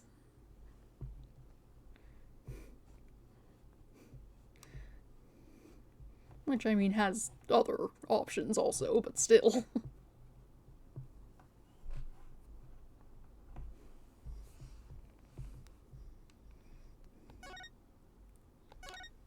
Save my game.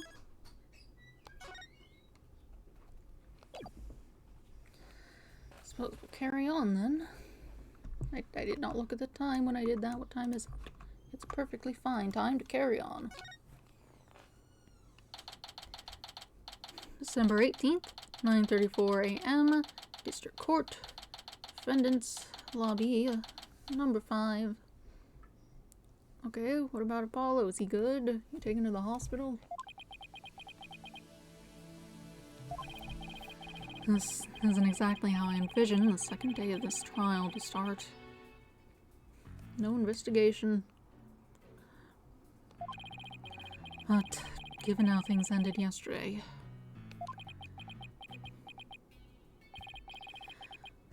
Good morning.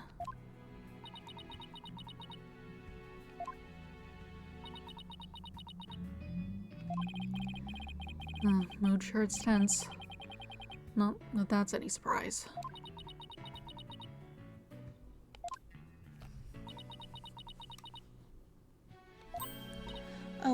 Hey, did you read the paper this morning, boss? Huh? The paper? That came out of left field. You didn't read it? Then you don't know the big news. Somebody spotted an abominable snowman way up in the mountains. Tell me you know the difference between a paper and a tabloid, Athena. It might even show up in the forest where you live, Junie. So you'd better watch out, okay?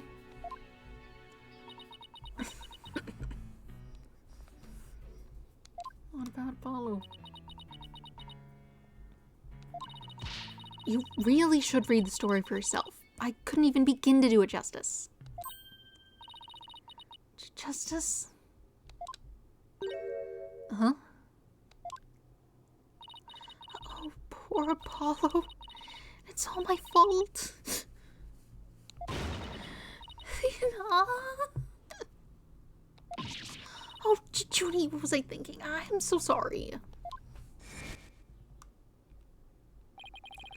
What we found yesterday was not Apollo's dead body, thank goodness.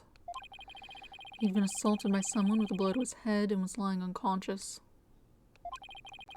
We rushed him to the hospital right away, and it looks like he's going to pull through. But it was still quite a shock to stumble onto a scene like that. Is Miss Woods all right, Athena? Well, I managed to get her to stop crying. Now she's resting on that sofa over there. I guess she really feels responsible for what happened to Apollo. Poor Junie. She believes that the reason Apollo was attacked is because he was helping her look for something in that courtroom. Oh, guess I can see why she'd think that. By the way, how are you doing? Who, me? Yeah, you. I know you're concerned about Miss Woods, but are you alright? Me? I'm doing just fine, boss. I mean, yeah, it was a huge shock, but I'm alright. People who've studied analytical psychology are great at times like these. After all, they've learned how to control their own emotions too. Somehow, I don't think it's as easy as she makes it sound. But there's no denying she's a real trooper. Paul doesn't remember a thing, does he? Yeah, he can't recall anything from the time right before he was assaulted. Nothing about what he was doing in the courtroom number 4 or who assaulted him. The doctor said it's probably due to that hit he took to the head. Assaulted in a court of law and losing your memory at that. I know how that feels. But who in the world would do such a thing, huh, Mr. Wright? Just wait till I get my hands on the coward who hurt our Apollo. Now, Athena, I thought you'd said you were in control of your emotions. Let's just focus on helping Miss Woods, okay? But I admit, I'm just as upset as you. Okay, boss. You're right. Paul's assailant can wait until after we clear Junie's name. That's the spirit. Now, let's see. I better check the court record one more time before the trial starts. Right to Mr. Wright, I'm ready whenever you are. I mean, I just saw it. I'm guessing that's... Yeah, nothing appears to have changed. I can look at this, but that's just the same picture. I'm guessing that's because there was a save and it might have expected one to take a break. Alright, let's get ready to rumble. You bet.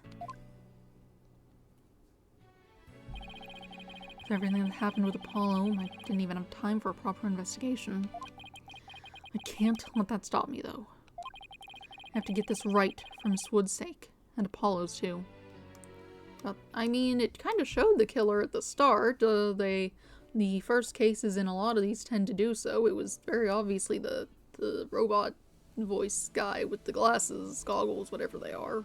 It just showed him. The why is the question, really. But the how is like, he's the only one with access to the crate. And he also set up the bomb. No wonder.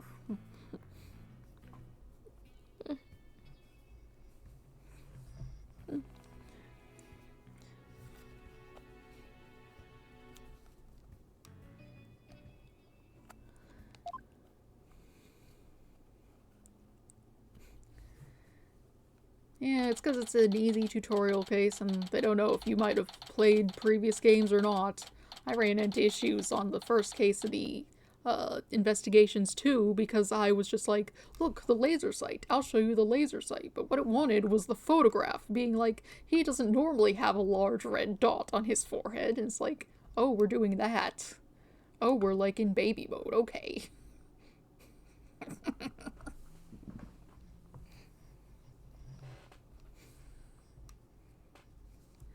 December 18th, 9:50 a.m., District Court, Courtroom number 5.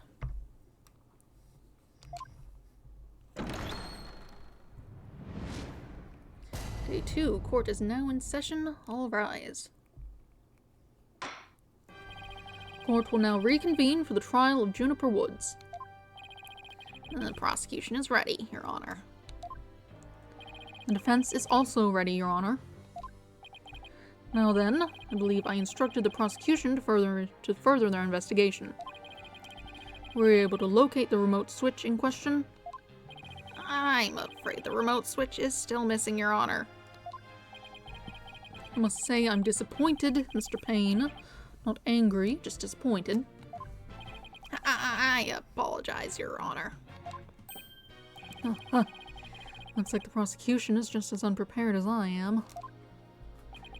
There is a separate matter, however, that I would like to bring up during this trial. A separate matter, you say? And what might that be? I assume you are aware that another incident occurred during yesterday's trial. I'm speaking, of course, of the assault on Mr. Justice in the ruins of the courtroom number 4. Uh-oh, why is he bringing that up? Yes, what a truly harrowing experience it must have been. Poor Mr. Justice. Are you going to accuse Juniper of attacking him? At the time of the attack, Mr. Justice was not alone. He was with the defendant, Miss Juniper Woods. He isn't going where I think he's going with this, is he? Prosecution wishes to indict Miss Woods on the charge of Mr. Justice's assault.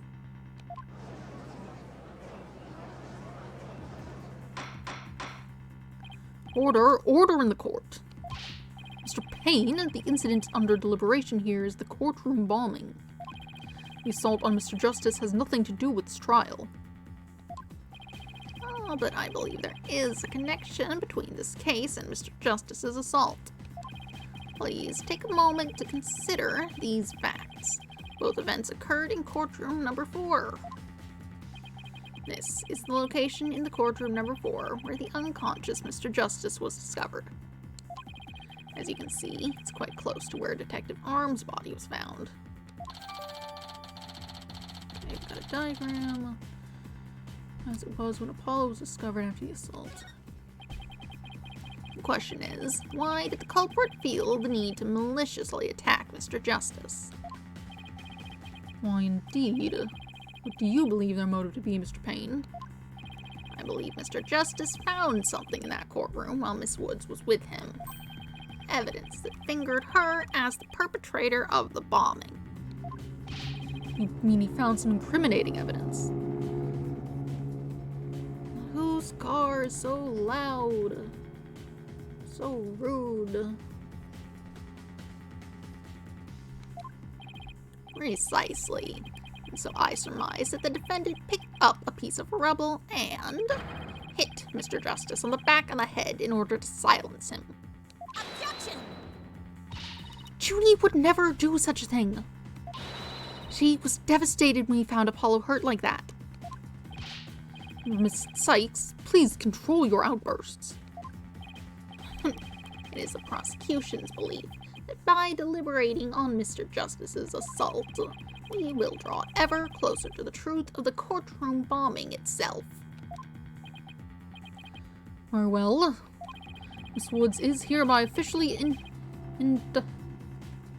indicted.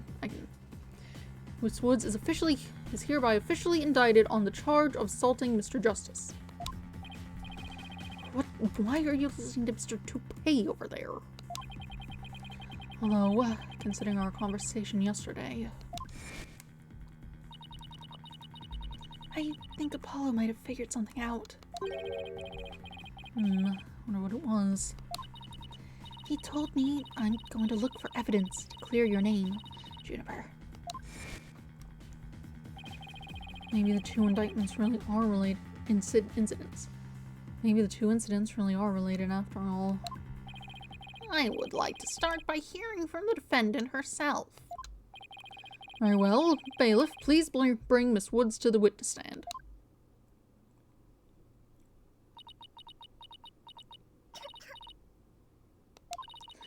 I'm sorry. I can't seem to stop. Miss Woods. Because she's still really upset about Apollo. Miss Woods, you went to the ruins of courtroom number 4 with Mr. Justice, did you not? Yes, I did. You'd think they'd have, like, guards in there or something. It's a crime scene, you gotta keep someone on it. At least post it outside to be like, hey, don't go in here. Good, good. If you would then, please testify about what happened to the court.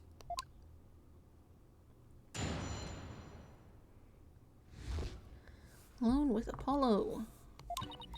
During the trial yesterday, I was overcome by a fit of coughing. Apollo stayed with me and we went to the courtroom ruins together.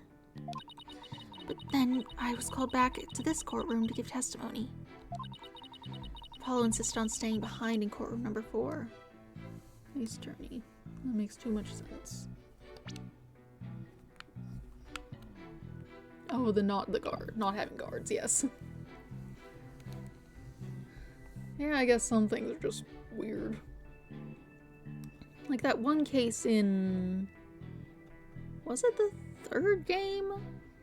With Maggie Bird in the restaurant or whatever. And they just had this area of the restaurant taped off for like, I don't know, a month or 2 or something. I think is how long ago that thing had happened.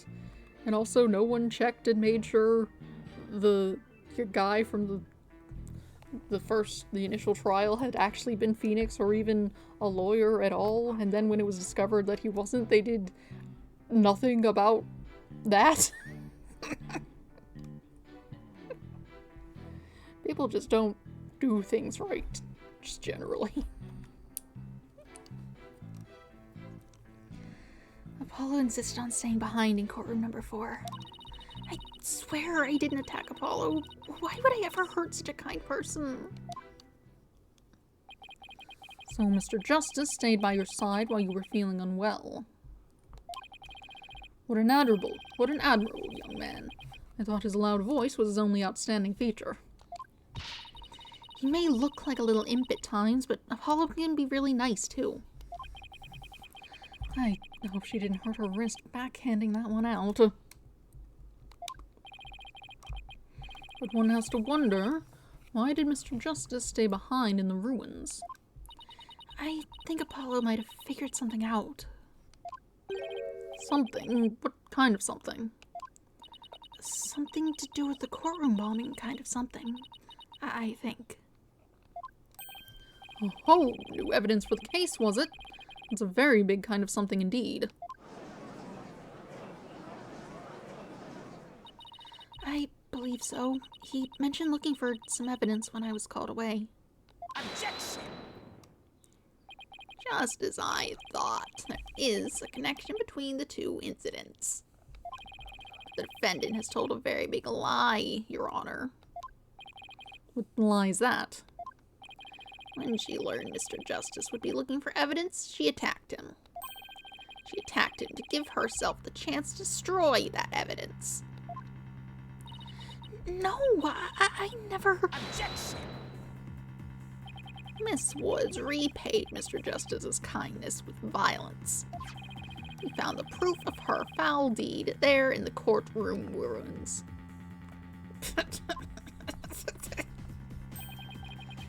What on earth? Hey, you were there, you would have noticed that. You see it there in front of Mr. Justice's right hand. witness the message he left us.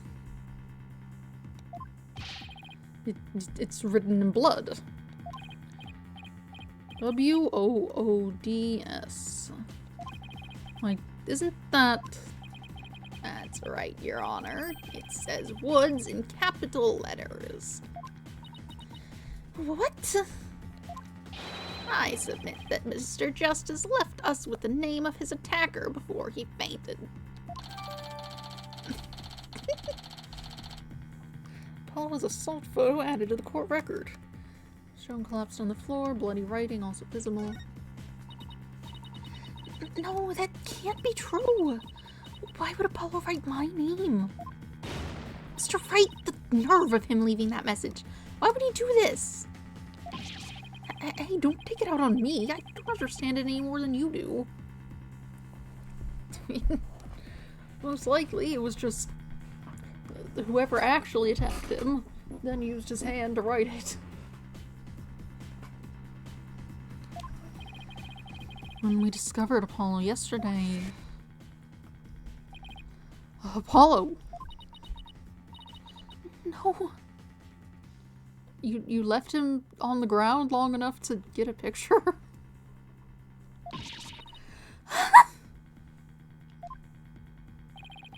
We didn't even have a chance to rush over to him. As soon as security heard Athena's scream, they ran in and cordoned off the area. And didn't take him to the hospital. After that, they were there in courtroom number 4 with Apollo the whole time. We couldn't investigate anything ourselves and had to leave everything to the police. Still, I never thought they would find some bloody writing there. I feel like you could have noticed that if it had been there. That feels like maybe the second thing you would notice. Now then, please begin your cross-examination, Mr. Wright.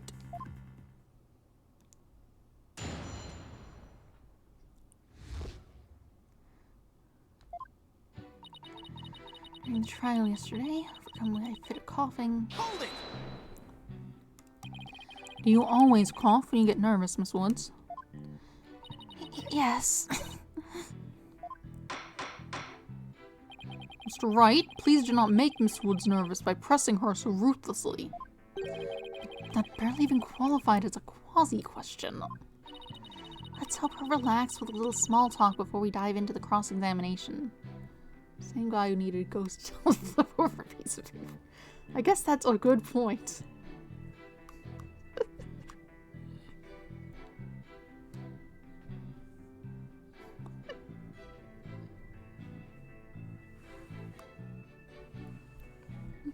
I did forget about that.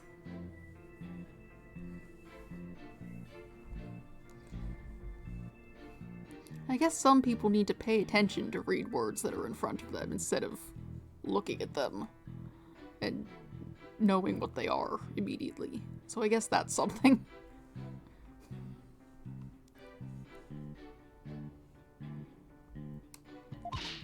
You know, ask her about her hobbies and her crushes and stuff. Crushes? Really? I don't know about this. Apollo stayed with me and we went to the courtroom ruins together. Hold it! Why exactly did you go to the courtroom ruins? We went to look for my medicine to stop my coughing. Is it medicine for coughing or medicine for anxiety, since that seems to be the cause of it? Your medicine? Why would your medicine be in courtroom number 4? I mean, I guess you might have dropped it. I dropped it in the heat of the moment. Bumrap Riney, he was keeping my medicine safe for me. He has a little compartment that I can put things in, you see. And Phony Fanty has the same type pocket.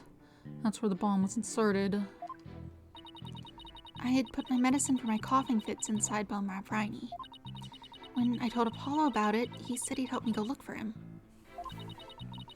There was so much rubble in there, I was worried, but there was no rebel or anything in front of the witness stand. So when we got inside, Apollo went straight there. And started looking for my Wrighty in that area. It was so nice of him to do that for me, in spite of all his injuries. Apollo is so strong and kind, just like the trees in the forest. The way she makes him sound, you'd think Apollo was some kind of ancient god. Oh, wait.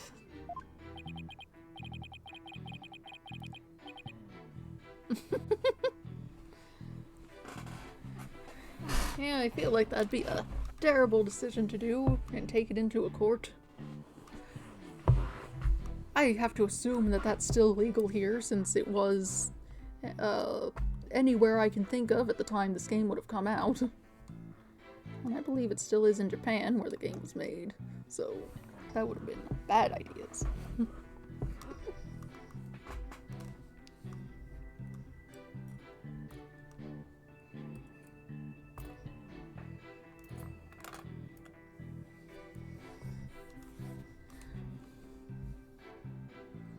I suppose. I don't know much about that sort of thing, though.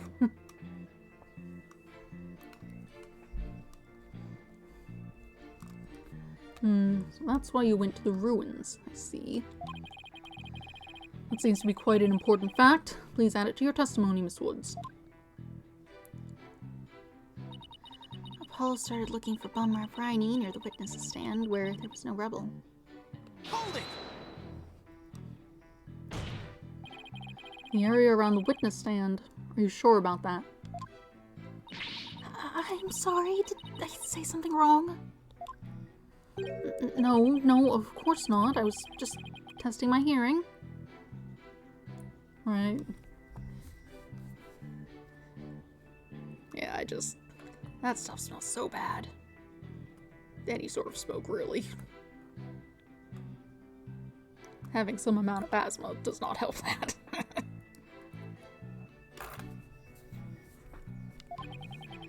Must not upset her, must not upset her. Yes, I'm sure that's where we searched first. But then I was called back to this courtroom to give the testimony. Hold it! That was when you were called to the stand after Mr. Tonate's testimony, right? Yes, the bailiff came to the courtroom number 4 and brought me back to this courtroom. And what about Mr. Justice? Did he come with you, or did he stay behind? Apollo insisted on staying behind in courtroom number 4. Hold it! I'd better not ask her about Apollo. I know, I'll use some small talk here to get her to relax a bit. Do you have any hobbies, Miss Woods? Hobbies? Oh, well, I love growing vegetables in my garden. And I love to knit. I like sewing too. I made this outfit myself. Keep it up, Mr. Wright. It's working. Now ask her if she has a crush on anyone. So, is there anyone in particular you like right now? Objection! Mr. Wright, is that question even remotely related to this case? To this case? Not really. Mr. Wright, you will refrain from asking questions unrelated to the case at hand. Sorry, Your Honor. -1 to brownie points. Miss Woods, please continue with your testimony. I believe you were telling the court about your attack on Mr. Justice. I swear I didn't attack Apollo. Why would I ever hurt such a kind person? Hold it! So you think Mr. Justice is kind? Yes, very kind. He rescued me. He's like the sun, strong and warm. He makes me feel strong too. The only adjectives I associate with the sun are sweltering and oppressive. Blinding could be another one.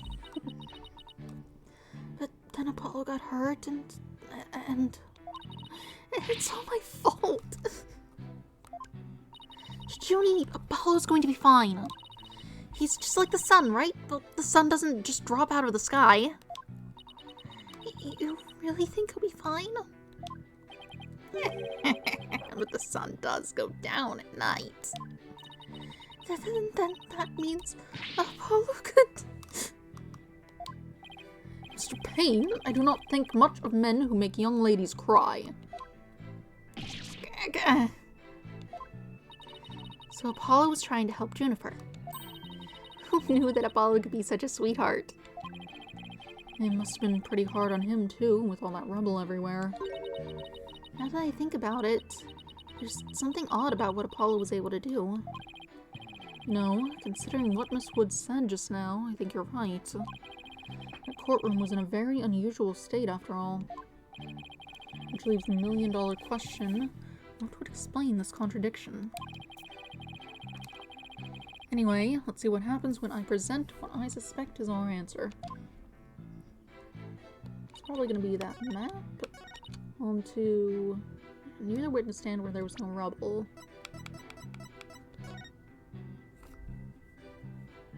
There's definitely rubble around the witness stand, though not behind it.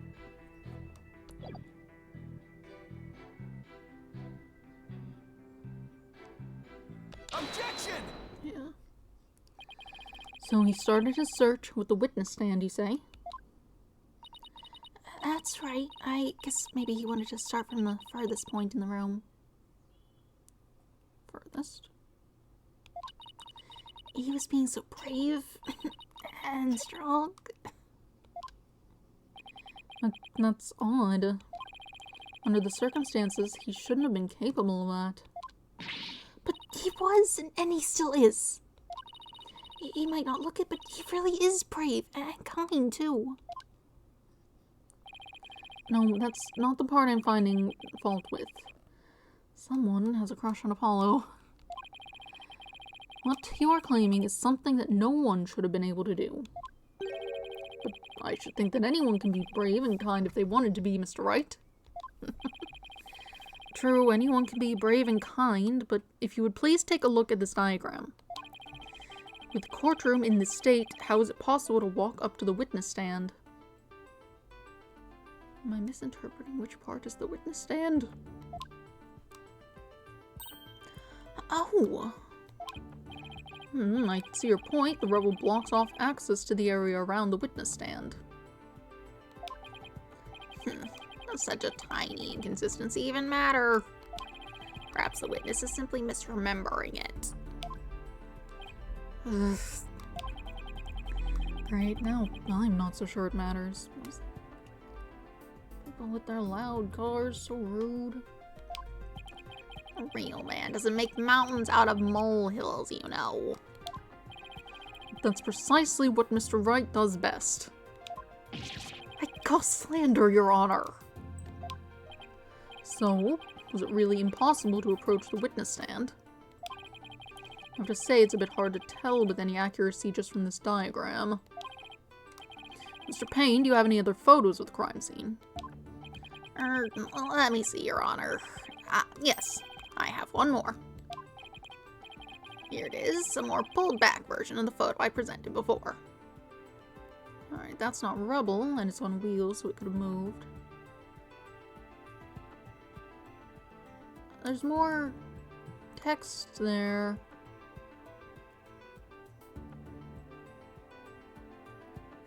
T5. I see.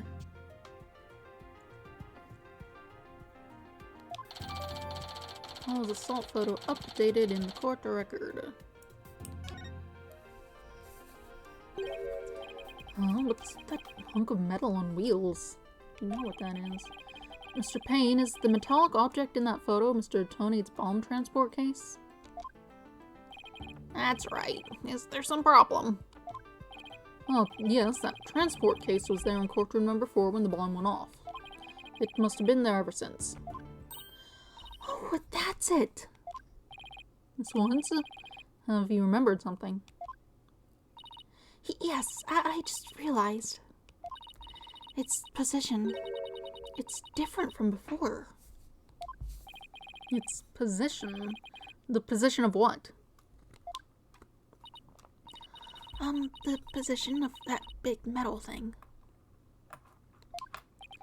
The bomb transport case. Yes, when Apollo and I went there, it was in a different place. Where the case is in the photo was open space, so it was easy to search the stand. I see. So where was the transport case when you and Mr. Justice saw it? As I recall, I think it was more to the right. To the right. And that means... In that case, the case was over there at the time of Apollo's attack. Who cares where the transport case was when... Where the transport case was when? What difference does it make? It has nothing at all to do with what we were talking about. Objection! Where the transport case was has everything to do with this discussion. In fact, it's so important that it's enough to turn the prosecution's argument on its ear. What? Well, that certainly sounds very relevant indeed. You sound as though you know where this case was at the time of the attack. Yes, Your Honor, this diagram represents the crime scene as shown in the photo. And this is where the transport case was at the time of the assault on Mr. Justice. I have this. The bomb transport case was here at the time of Apollo's attack. It would have been on top of the text here. Take that! Your Honor, I assert that this is where the transport case was at the time of the assault. But that's... Inconceivable! Miss Woods, was this where the transport case was when you saw it? Yes, that's where it was. Thank you, Miss Woods. I'm sure the court has noted an interesting fact about this position. The transport case covers up the writing in blood. Exactly. If the transport case was in that position at the time of the assault, then no message could have been written there because the case was in the way. Which leads us to conclude that Mr. Justice couldn't have left that bloody writing. Objection! Why should we believe the defendant's claim that the case was in a different position? She's obviously lying. Objection! The fact that the case was moved after the assault on Mr. Justice is proved by more than Miss Wood's testimony alone. What and where is this proof you're talking about? It's right here in the crime photo. I need to see this proof myself, Mr. Wright. What in the photo indicates that the transport case was moved after the assault? I suppose it'd be these marks here. Oh, and it ran over his bandages. Take that! Please take a look at the mark that runs over Mr. Justice's bandages here. I see it, but what is it? This mark was made by one of the casters from the transport case carrying the bomb. As the case was moved, it ran over his bandages. In other words, the transport case was originally to the right of Mr. Justice. Then, after Mr. Justice was assaulted, the transport case was moved. What? Just as Miss Wood said, the case was covering the writing at the time of the assault. Therefore, it was impossible for Mr. Justice to have left that message in blood. No!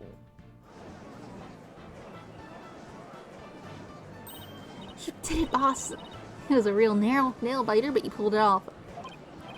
Yep, that should bring down the prosecution's claim like a house of cards. Order in the court. Mr. Wright, that was a very clever deduction. Oh, it was nothing, Your Honor. Nothing but pure genius. Take that. Boss, I'm sensing a definite smug and braggy vibe coming off of you. I have just one question, Mr. Wright. Yes, Your Honor? Mr. Justice didn't leave this message in blood. And who did? What?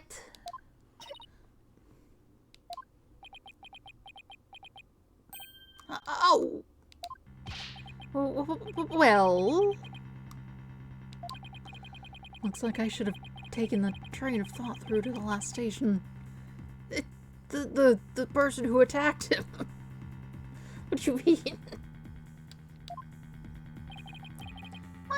Well, I've heard a lot about this. So this is Mr. Wright's famous bluffing technique, is it? Although, given that there's more to it, I suppose the more likely conclusion is that it would have been the victim in the case we're dealing with, who was then moved after she died. Oh, this feeling, it brings back memories of the old days. Back when you carved out a name for yourself by bluffing your way through thick and thin. Gee, Mr. Wright, the judge kinda makes you sound no better than a 2-bit con man. You made your argument with such confidence, Mr. Wright. Now I'd like to hear your answer with just as much confidence. Hey, until the judge asked the question, you didn't catch on either, Buster. What now, boss? I hope you didn't bluff your way into a coroner. Think, Phoenix, think. There must be a way through this. I have to dig my way to the truth somehow. Who could have written that message in blood?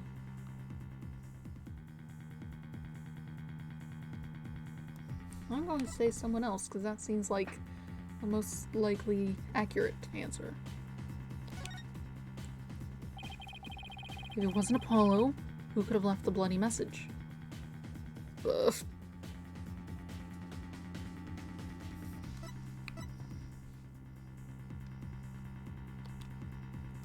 What's this one? Nope, that's the wrong button. This one. To be honest, I don't actually have any real proof of this. But I've come this far. There's no turning back now. Besides Apollo, there was one more person who shed blood at the crime scene. Yeah. He just says things sometimes. Or he's like, and I've got all this evidence, and what do I do with it? How does it relate to anything? And it's like, maybe use your eyes and look at it. Maybe you could see.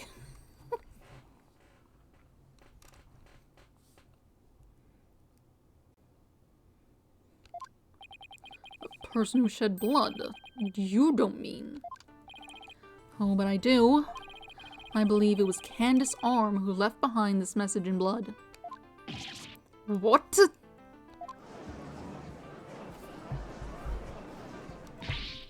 What? Detective Arm? Are you sure you know what you're doing here? Not really? Objection! What kind of ridiculous assertion is that? If you had said the attacker had left a message to throw people off, it might have made sense. At first glance, that would seem to be the most reasonable explanation. However, Apollo didn't shed enough blood to write such an extensive message. Oh. Ah, I see. Even the photo makes it clear that there wasn't enough blood to write all those letters. There's not even an obvious wound in the image. And Mr. Justice did survive. I suppose he didn't bleed very extensively in that case. But why would Detective Arm write the defendant's name? There's no connection between the two whatsoever. And I didn't even know who the lady who was killed. I admit, the investigation didn't turn up any connection between the victim and the defendant. They had never even met each other. That's very true. Well, then, let's see.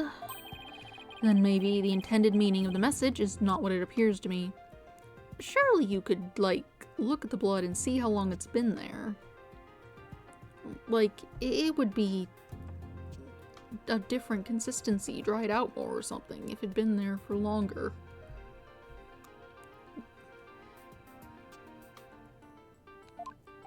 the intended meaning.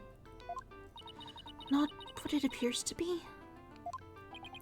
Maybe the message was not intended to be woods. Coming from you, that's quite the bold statement, Mr. Wright. You wish to assert that this bloody writing could have some other meaning. Yes, Your Honor. For something I pulled out of a wormhole, it could turn out to be true, right? Objection! It clearly says woods, as anyone can plainly see. What other meaning could it possibly have? Objection! But Candace Arm was a detective. Maybe woods only means something to the police. Like a police scanner code, for example. I didn't think of that. You may have tricked his honor, but you'll never get the best of me. I have a thing for studying on the weekends, as you may have already guessed. And there is no such radio code as woods in this state, dear Mr. Wright. Is that a fact? Don't look at me. I know as much as you do about police codes. Enough of this. I was quite taken with the defense's new theory. But if they can't substantiate it with anything, then I must end things here. No, please wait, Your Honor. Very well, but before we discuss this theory any further, I demand a plausible explanation. So, Mr. Wright, what is the true meaning of the bloody writing? Well, I believe it's... And no stalling. If you can't come up with an answer quickly, I will declare this discussion officially over. I'm in trouble now. What other meaning could it have besides the obvious one? Maybe it means something in another language, or maybe it's a code. Think, Phoenix, you can do this. Which piece of evidence will tell us what the word woods really means? I mean, let's...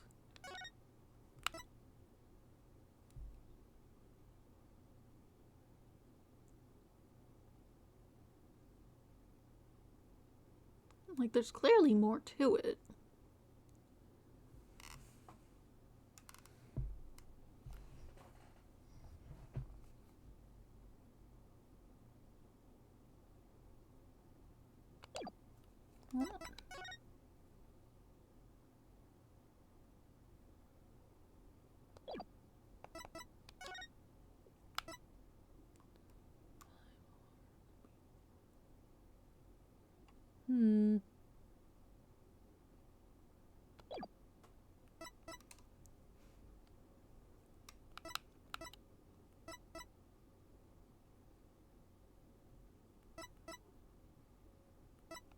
Yeah.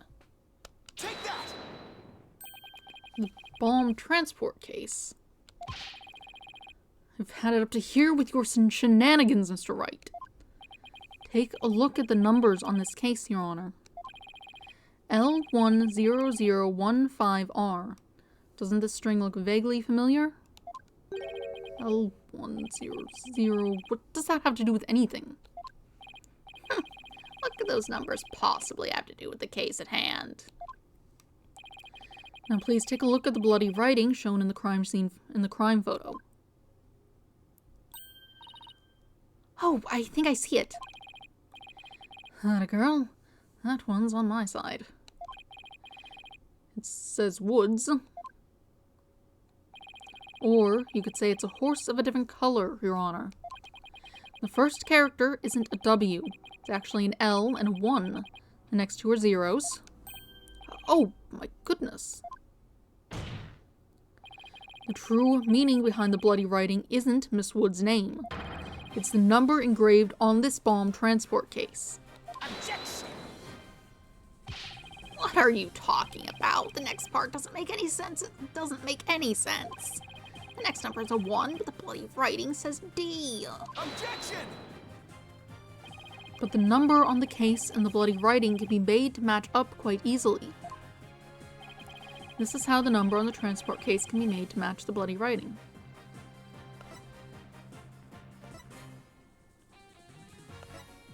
Just erase a couple lines.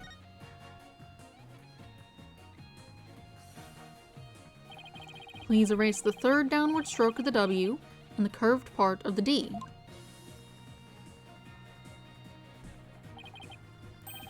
Well, would you look at that?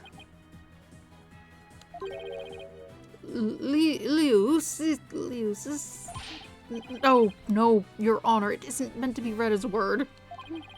It's the number L10015, which, if you take away the final R, is the exact same number that's on the bomb transport case. Objection! Erase 2 lines, and they match up, you say? Well, I can change anything and anything else simply by erasing 2 lines.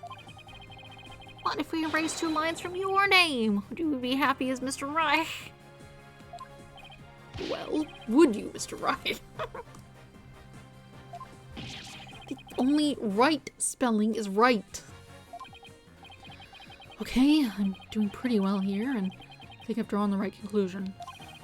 Detective Arm's real message to us is the bomb transport case number. Your Honor, the 2 lines were added by the real culprit to intentionally mislead people. What? The original message Detective Arm left behind was the transport case number. But whoever assaulted Apollo changed the message. If you're right, boss, then what do you suppose Detective Arm was trying to tell us? Good question. What does this number represent? Do you see this number here? That is my identification number. Oh, the dog food alarm. I'm gonna speed the dog in a bit. Give it a minute though. Get to a decent place to pause for a second. Candace Arm lost her life in the courtroom bombing. Her dying message could only have had one purpose. No! To tell us the name of the one responsible for the bombing. Well, don't keep us in suspense, Mr. Wright. Tell us who she was trying to name. The culprit that the victim was trying to identify is none other than... Take that! The defense wishes to indict Mr. Ted Tonate on the charge of the courtroom bombing.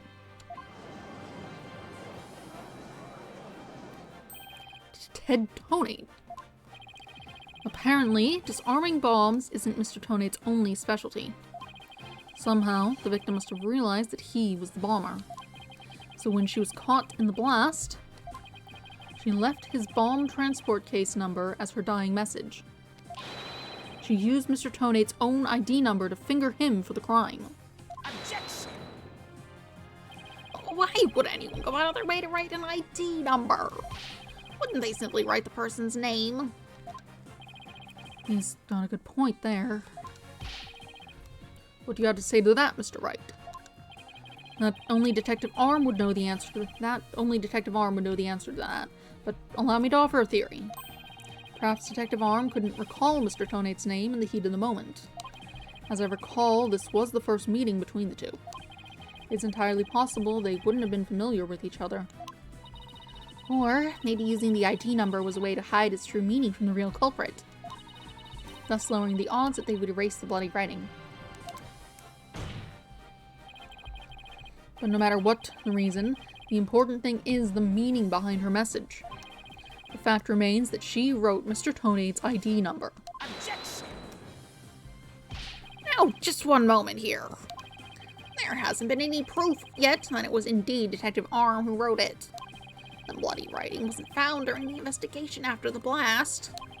If Detective Arm had left the message, it should have been found at that time. Objection! Naturally, Mr. Tonate hid it before anyone could discover it. And there's a simple explanation for how he was able to do so. What? Mr. Tonate was able to cover the message up because he's first to find the body, wasn't he? First person to discover the bloody writing was Mr. Tonate himself. I was the first one on the scene after the explosion. I went there to ensure safety, but I ended up discovering a dead body. When Mr. Tonate saw that the victim had written his ID number, he used the bomb transport case to cover up the bloody writing as a stopgap measure. Oh, so that's why the message in blood was under the transport case. He didn't have enough time to try and scrub away the writing. If he didn't report the body right away, he would look suspicious. So those letters lived on to serve another function. Mr. Tonate used them in another incident. Oh, the assault on Mr. Justice. Exactly. Mr. Tonate hit upon a plan to use the bloody writing for his own purposes. So he didn't clean it away. Instead, he made it look like Mr. Justice wrote it. By adding 2 lines to the writing that Detective Arm left behind, he changed the meaning of the message. He made it look like Mr. Justice was accusing Miss Woods of the attack. So that means the only person who could have altered the bloody writing was a courtroom bomber, who was the same person that assaulted Mr. Justice. And that person is Ted Tonate. Yeah.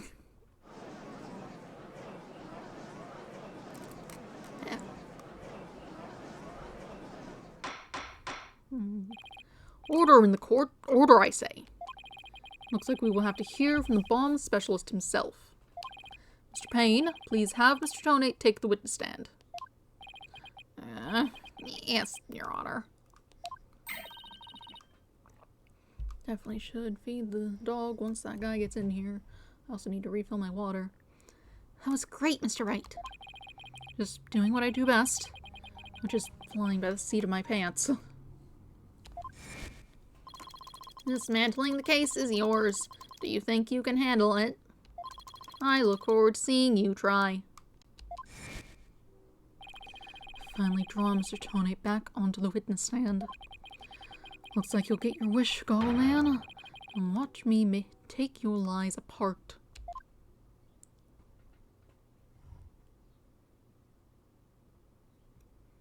There he is. However, I must feed the dog and also refill my water. So I will be right back. Shouldn't take too long. Take this with me so it doesn't go off again.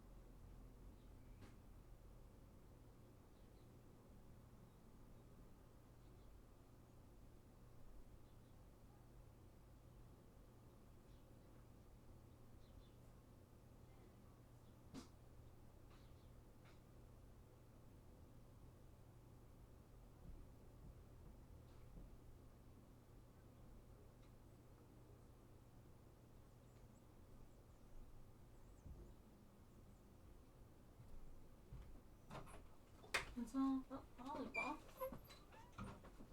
Lollipop, I got your food. Yeah. Got me food for baby kitty.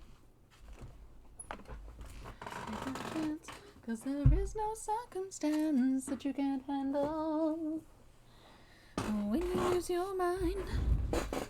Sonic boom, sonic boom, sonic boom. Alright.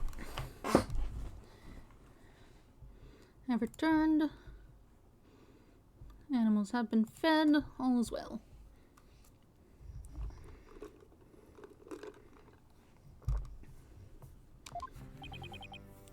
Mr. Tonite, I'm afraid we have a few more questions for you. I understand the situation, Your Honor. I was keeping a close eye on the proceedings from the gallery. The allegations are all laughable. Objection! I wouldn't be laughing if I were you, Mr. Tonite. Message in blood matches your ID number. Oh, it's over here. The same ID number that is there on that bomb transport case. Such a far-fetched theory, no better than a tangled ball of wires. I'll have them untangled for you in no time at all. You were the first person on the scene after Detective Arm left her message in blood.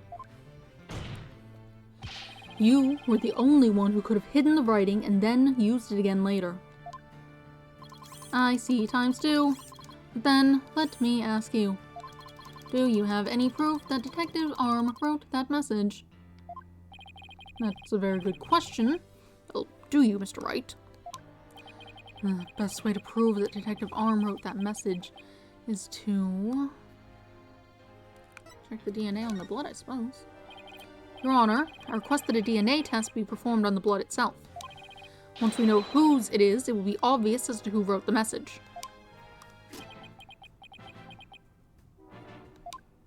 Very well. Bailiff, please put in a request for a DNA test with the forensics team. Yes, Your Honor. It will be some time before we have the results of the analysis. Until then, let's hear more from the witness. I would like nothing more, Your Honor. I want the court to hear how ridiculous the defense's theory is.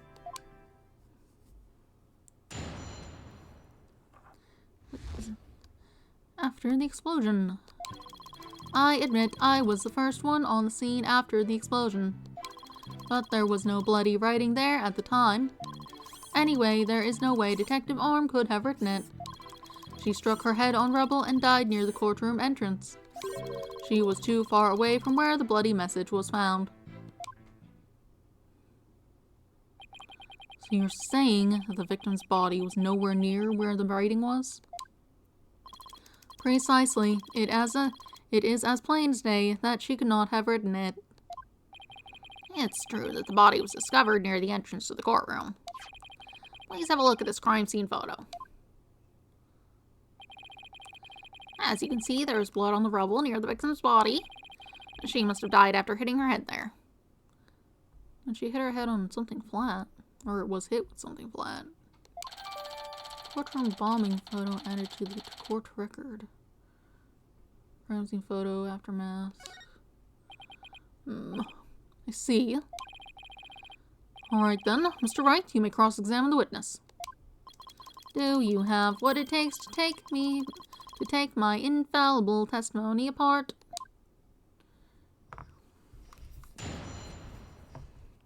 Alright. That was first one on the scene. Hold it! Right. Why were you the first person on the scene? To secure the area. It is regulation for a bomb disposal specialist to enter first. In other words, you had the opportunity to alter the bloody writing then, didn't you? Well... Objection! Mr. Wright, please don't interrupt. Mr. Tonite is about to give testimony that will show just how wrong your reasoning is. Darn, I think he was just about to say something interesting too. When I went in and saw the aftermath, Well, it was quite the disaster. But there was no bloody writing there at the time. Hold it! You were able to tell this even with those goggles on. With these goggles, there is no way I could have missed something like that. I can see quite well with them. In fact, I can see every hair on your spiky head. Oh, you have a few grays, Mr. Wright. What? Poor Mr. Wright. You're always working so hard keeping our office together. Wait a minute, I don't have any gray hairs. Just kidding. Objection! How old is he in this game? Who knows? He's not here. I object to the witness's attempt to prematurely give me gray hair. Mr. Tonate, this court frowns upon untoward comments on a person's hair or lack thereof. I'm sensing a great wave of sorrow coming from the judge. My apologies, Your Honor.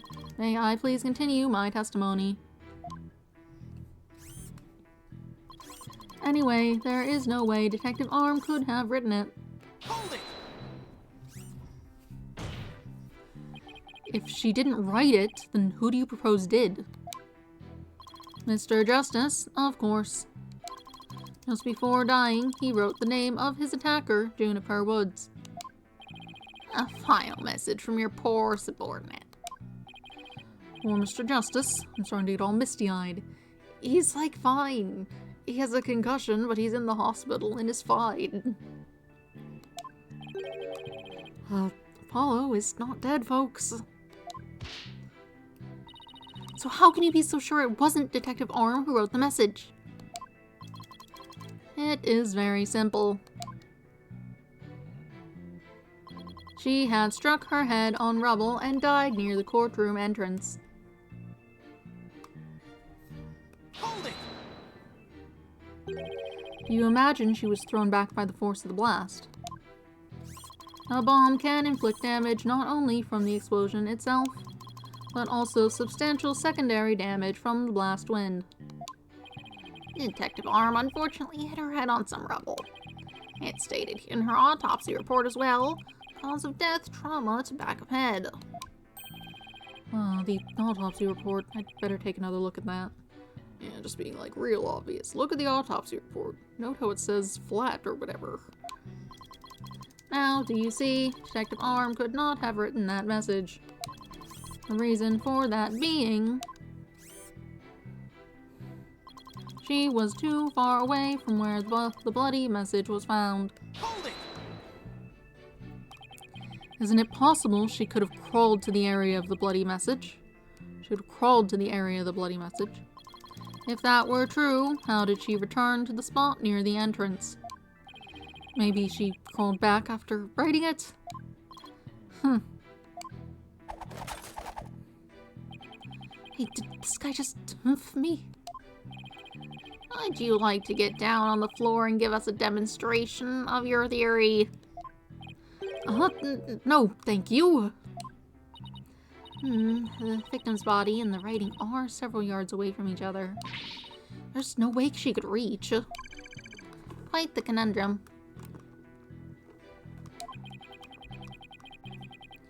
So that means something's off somewhere. There must be a contradiction. Maybe the body was moved? But that doesn't explain how blood got onto the rubble. What if that was done by the real culprit after the fact? If that's the case, then something about that might contradict the evidence we have. Right. This one. Impact with a flat object. Right. Objection!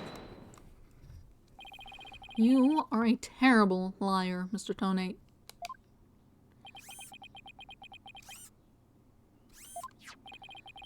Take a look at this autopsy, specifically the part about Detective Arm's head injury. Cause of death, trauma to back of head caused by impact with a flat object. Yes, what about it? Now take a good look at the bloody piece of rubble. It's sharp and pointed. Hey, you're right, boss. It is pointy. Just like your hair. That is odd, isn't it? What could be the meaning of this contradiction? I believe it means that the victim did not hit her head on this piece of rubble. The bloodstain you see is just another fabrication. Its purpose is to mislead us into thinking the victim died near the courtroom entrance. Are you claiming the culprit moved the victim's body? That's exactly what I'm claiming. The victim hit her head at some other location. Most likely on the floor or some other flat surface. And this location was somewhere near where the bloody writing was found. In that case, she definitely could have written the message. Your Honor, I have the results of the bloodstain analysis. Ah, very good timing. Let's take a look. According to this report, the message was written in Detective Arm's blood. And as the defense claims, only the parts of the message that were added afterwards were written in Mr. Justice's blood. It would appear that the defense's assertion is correct after all. Bloody writing analysis added to court record. Wonderful. Yes, you did it. You were right, boss. Now I have to drive it home. I'll have to take a good look at the bloody writing analysis later. And by later, we mean right now. DNA analysis definitively proves the blood of the writing to be that of the victim, Candace Arm, age 27. However, the lines that were added later were found to be written in the blood of Apollo Justice, age 23. Cool.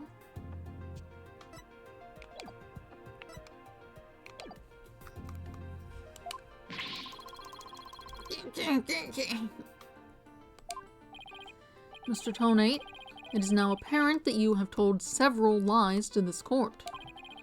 I hope you have some sort of explanation for yourself.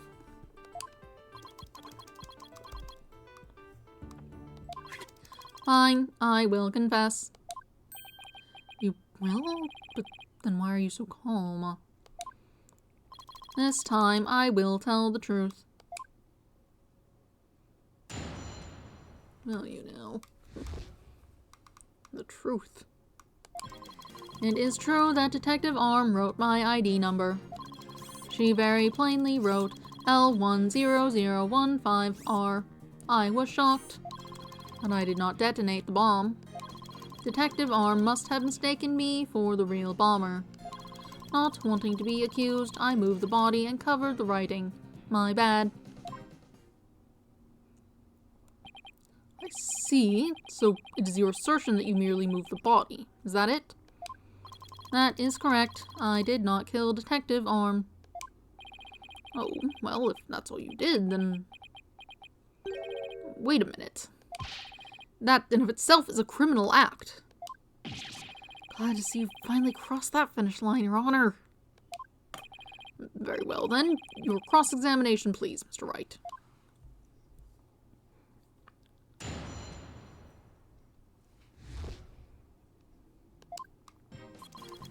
Hold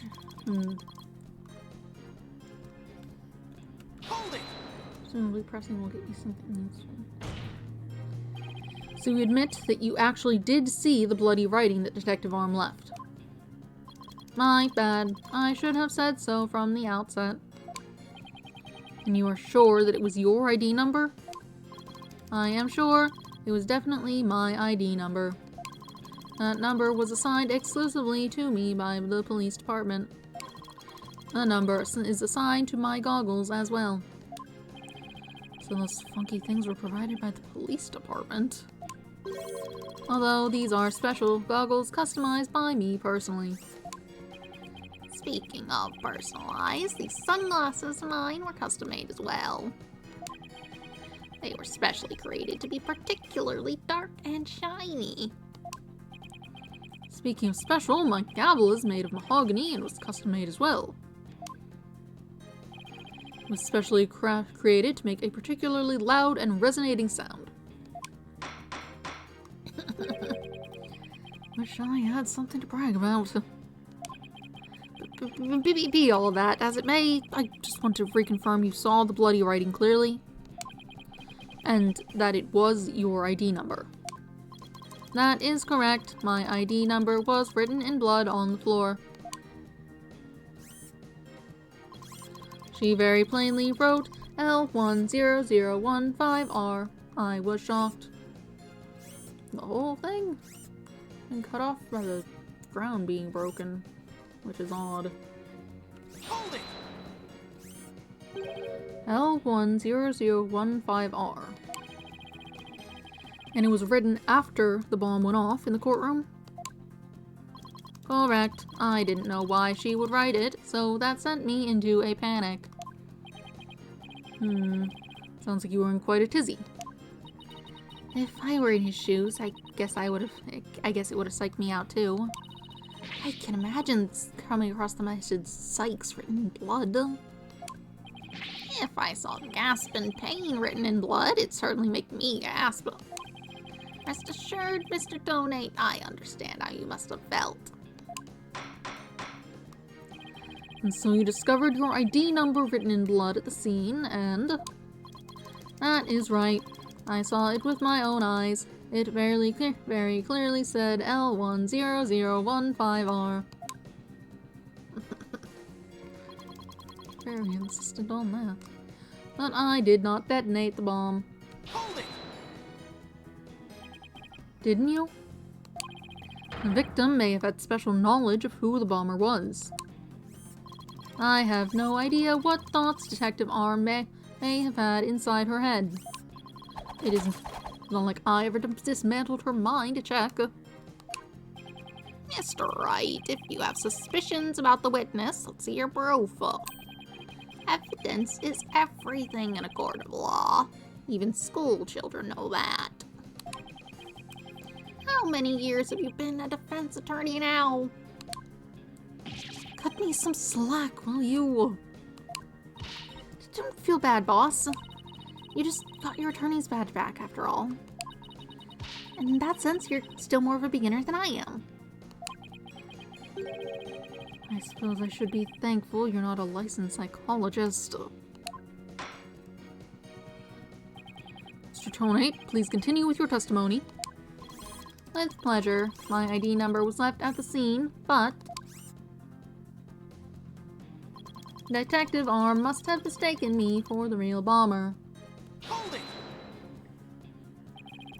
By mistaken, do you mean you had nothing to do with the explosion? That is correct. That is why I was so shocked when I saw my ID number. The victim may have suspected Mr. Tonate for no reason other than the fact that, as the bomb's specialist, he was in charge of the bomb. In other words, a false accusation. It's vocational discrimination, I say. I do not support discrimination of any kind. Well spoken, Your Honor. If the victim had been found to be killed with a gavel, Mr. Blue Suit over there probably would have pinned the crime on you. He would, but that just wouldn't do. Mr. Wright, if you dare try to pin anything on me, I will find you in contempt of court. But I've never even tried to harm a hair on a strand of your beard, Your Honor. Well said, Mr. Payne. Because I am so closely associated with bombs.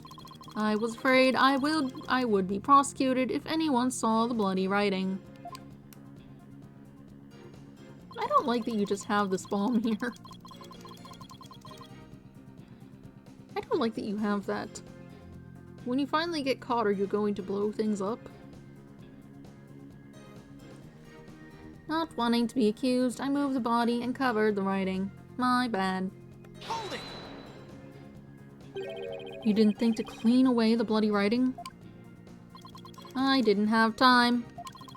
By the time I found the message, the blood was already dry. Police were waiting just outside for me to secure the room. I still had to move the body. I was in a panic. With no time to spare, I temporarily covered the writing with my case. Didn't you think the police would find it during their investigation? Regulation stipulates only some specialists may touch the transport case. Because of the danger, you see.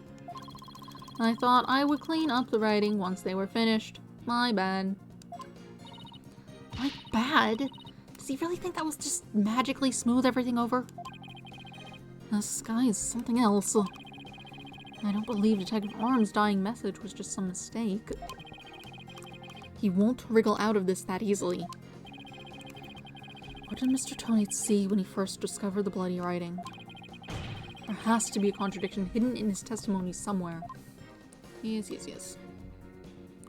I just like to press everything first. Look at the image. Which of these images? They both show how it's been cut off. This one, I guess.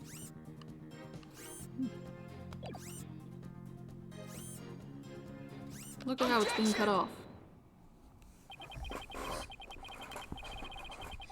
I just want to make doubly sure that L10015R is really what you saw written in blood. Yes, it very clearly said L10015R. That's odd, because that's not what I see. Objection!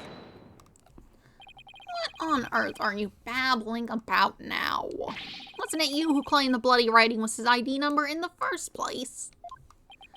Take a good look at the photo in the bloody writing analysis. Not the one I showed, but I guess it's just like, these are both the same thing. You use whatever. Now tell me, does it really say L10015R? Oh! Something is missing, isn't it? And that something is the final R. What's the meaning of this, Mr. Tonate? Oh, right, now I remember. There was no R on the end. It was just a slip of the finger, my bad. You shouldn't be... Come back, my beautiful contradiction. Mr. Wright, I'm not so sure it was just a simple slip of the finger. You have something more for me, Athena? I sense that he's extremely agitated, almost panicked.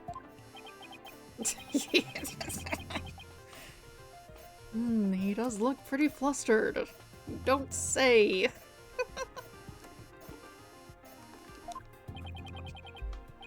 Well, Mr. Wright, it appears that it was nothing more than a mere mistake. I don't know. Did he really just make a typo? About that R, did Mr. Tonate really see it?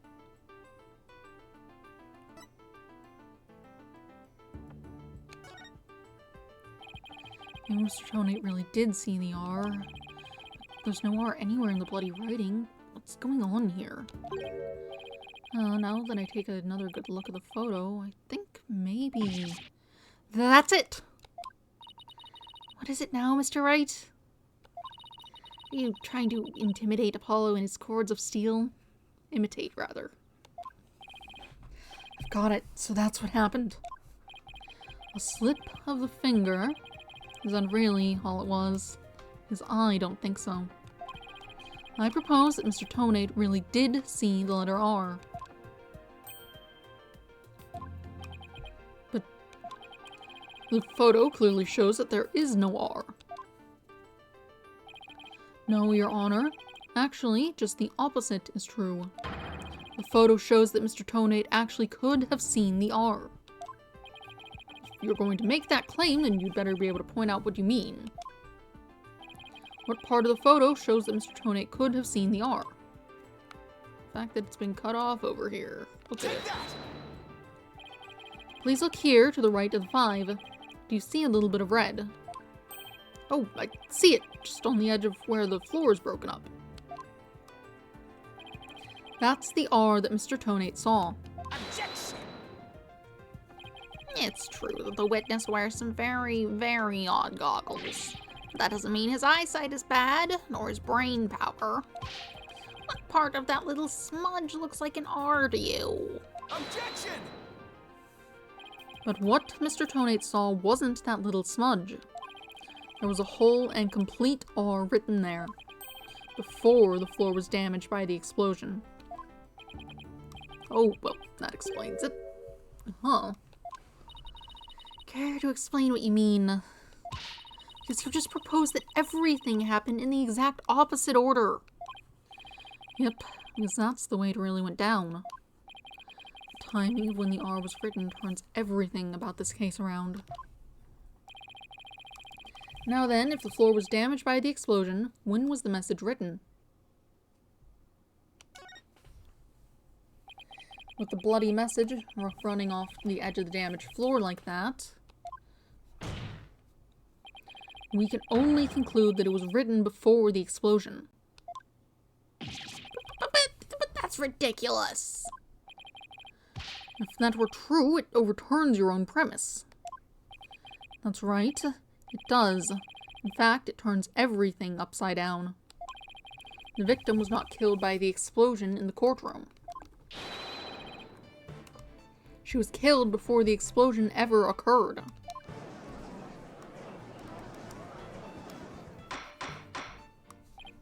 Order in the court. What kind of preposterous claim is that?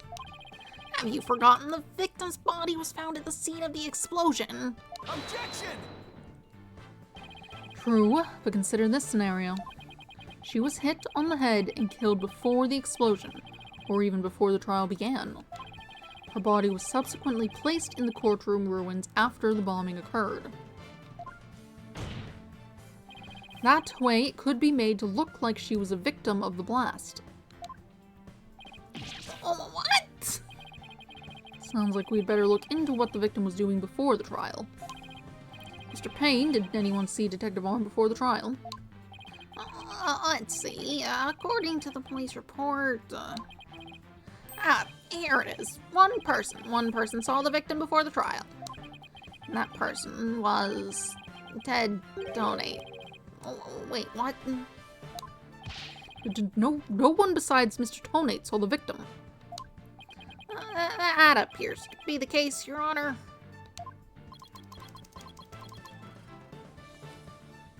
Why are you just typing dots? How does your thing even say that? I would now ask the court to recall something. Specifically, Mr. Tonate's words from yesterday. It was when Detective Arm and I were transporting the bomb. Oh my. Mr. Tonate, just before the trial, you were with the victim. The two of you were together at the scene of the crime, courtroom number 4.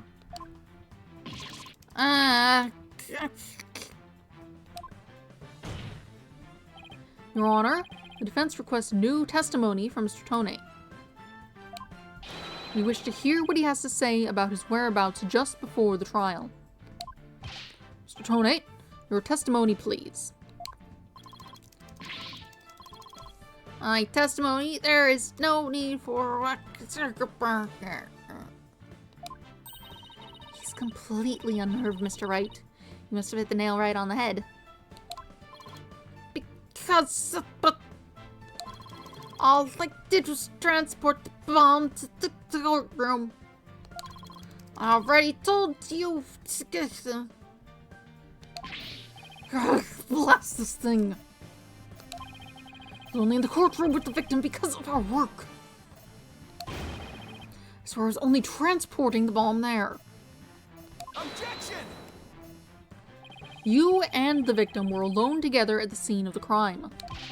In other words, you certainly had the opportunity to commit murder, did you not? Objection!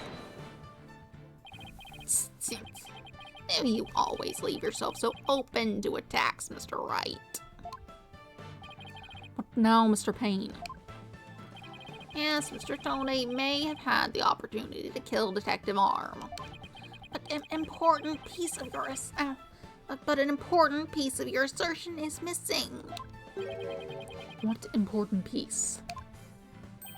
The murder weapon. What do you claim was used to kill the victim? Mr. Payne has a point. Even if Mr. Tonate had the chance, without a weapon, we can't accuse him of the crime. Well, Mr. Donate. Yes, that's right. I didn't have any sort of thing on me that could be used as a murder. I didn't have any sort of thing that could be used as a murder weapon on me. I couldn't possibly kill Detective Arm. Did he really have nothing he could use as a murder weapon?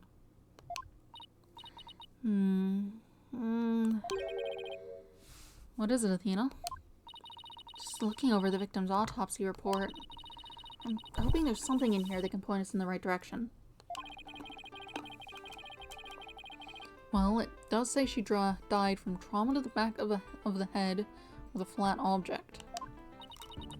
Yeah, and to inflict that specific kind of injury, all you would need is a flat surface, right? A heavy, blunt object with a flat surface could definitely be our murder weapon. Well, Mr. Wright, can you indicate for the court what was used to kill Detective Arm? I believe I can. Believe being the key word here. You can. And please do so now. What did Mr. Tonate have that could have been used as a murder weapon? It's supposed to be this crate, yeah?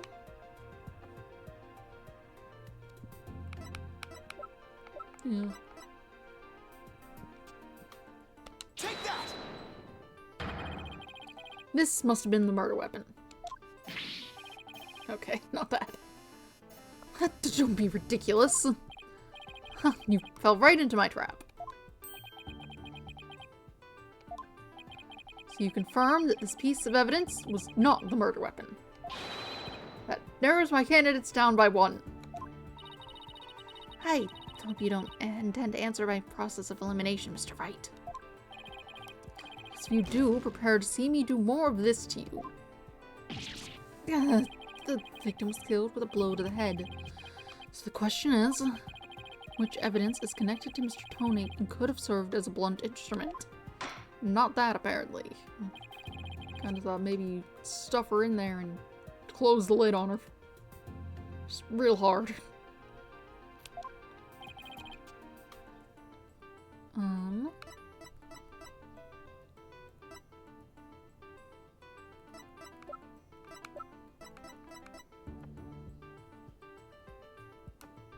This is blunt. Not sure how big it is, but it's not terribly sharp. Oh, we don't really have anything else, do we? Take that! No! What else do we have? The bomb itself?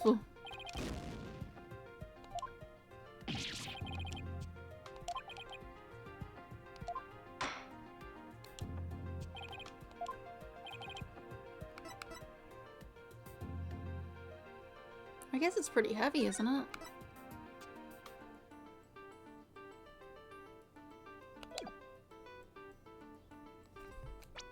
I just...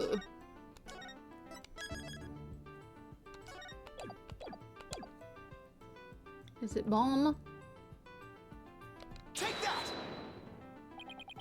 Okay. Mr. Tonate, you say that you didn't have anything that could be used as a weapon.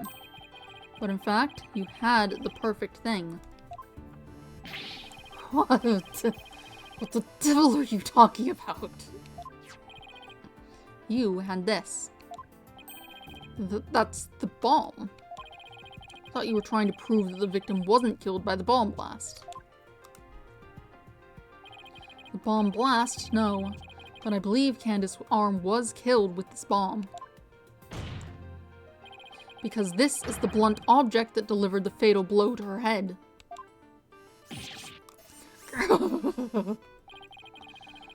Please recall the description of Detective Arm's head wound.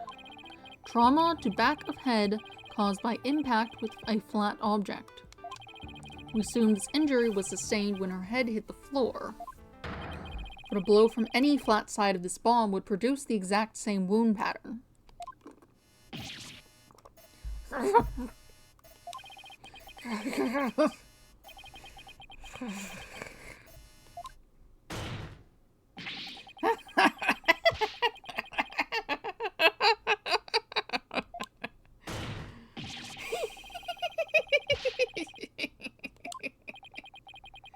What's with him? And show me some proof. Where's the evidence I hit the victim with the bomb? He's right, I don't have anything decisive. Did you find any of the victim's blood on the bomb? That would be decisive proof. But too bad, the bomb's blown to bits. It's long gone. Boom! Game over. Yeah. Mr. Wright, is there really nothing on the bomb in the photo? It's cracked. I don't see any blood or anything. Wait, the timer display is a little broken here. Maybe it broke when he made contact with Detective Arm's head. That's definitely a distinct possibility. But unless we find a fragment with the victim's blood on it, it's not going to count. I guess you're right.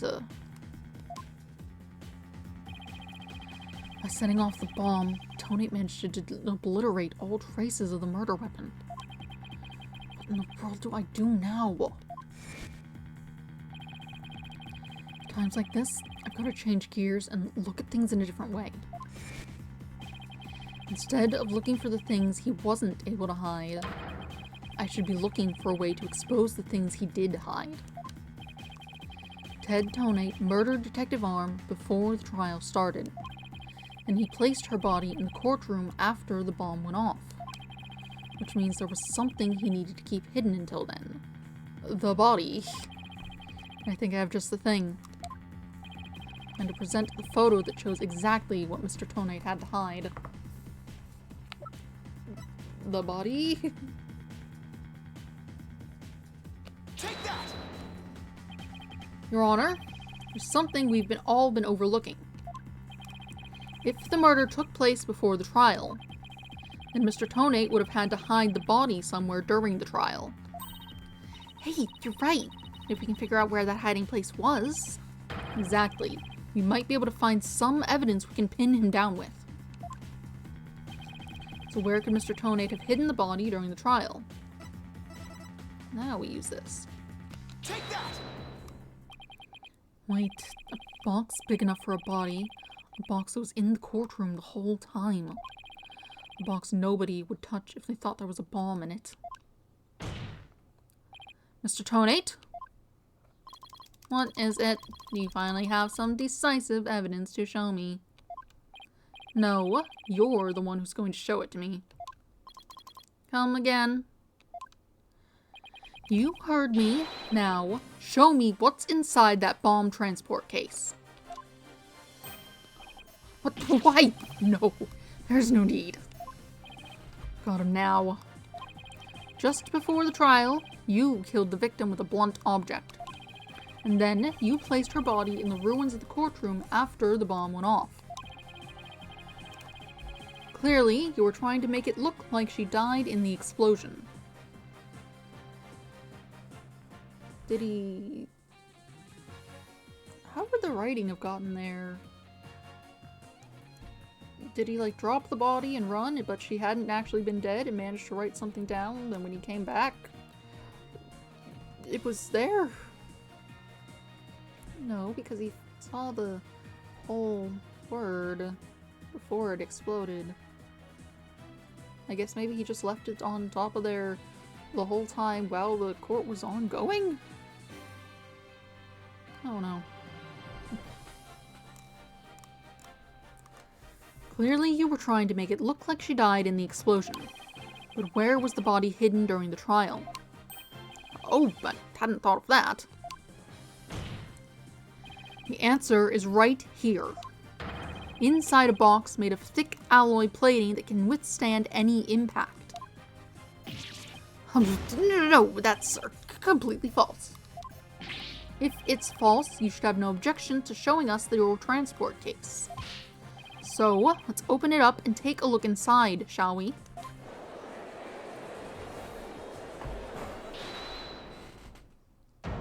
Now who's yelling? The guy himself. Fair enough. Let's not. Not if you value your life. What's he up to now? Remain calm and listen carefully. This bomb will detonate in 5 minutes. What? I repeat, this HH-3000 will detonate in 5 minutes. What's going on? Your Honor, I recommend you adjourn this trial before this bomb goes off. Mr. Donator, you're threatening me? I am the only one who can disable this bomb. If you do not want to die, your only option is to listen to me. Mr. Tony, didn't you just say that's a training model to practice on? I did, but I also lied. This is the real deal. This is the HH-3000. But the HH-3000 was used to blow up courtroom number 4, wasn't it? How do you know it was the real HH-3000 that blew up courtroom number 4? The bomb that blew up the courtroom was a different one. One that I made. What, then are we to take that as a confession on your part? Take it any way you would like. Just before the trial, I took the HH-3000 out of the stuffed animal and put my own bomb into it. That was the bomb that exploded and destroyed courtroom number 4. Mr. Tony, please be reasonable. Did you really expect us to believe a crazy story like that? The HH-3000. It is so unique. I had never seen anything like it. It is so unique that I could not replicate the detonation mechanism. So, I just had to have it. Besides, did anyone look inside the stuffed animal during the trial? Did anyone check to see if it really was the HH-3000 in there? I must confess, no one opened the stuffed animal to check. So there really is a possibility that the bomb was switched out? No, not a possibility. A certainty. I did it. So he's had a real bomb with him the whole time? You had better get out of here while you can. You do not have much time.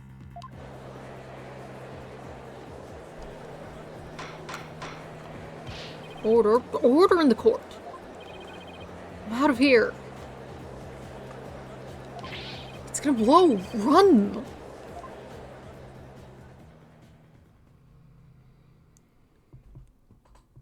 Probably for the best. You 4 are still here?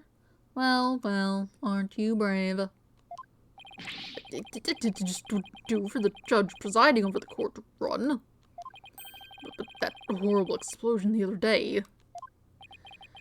The judge looks like he's about to book it for the nearest exit any second. I mean, that may be a wise decision. As for Mr. Payne...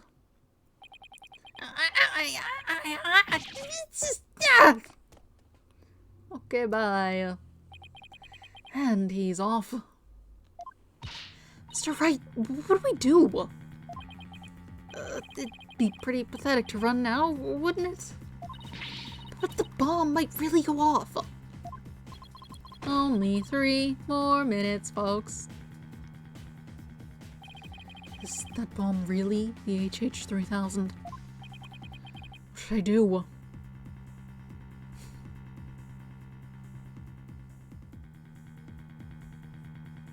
It's not cracked, is it?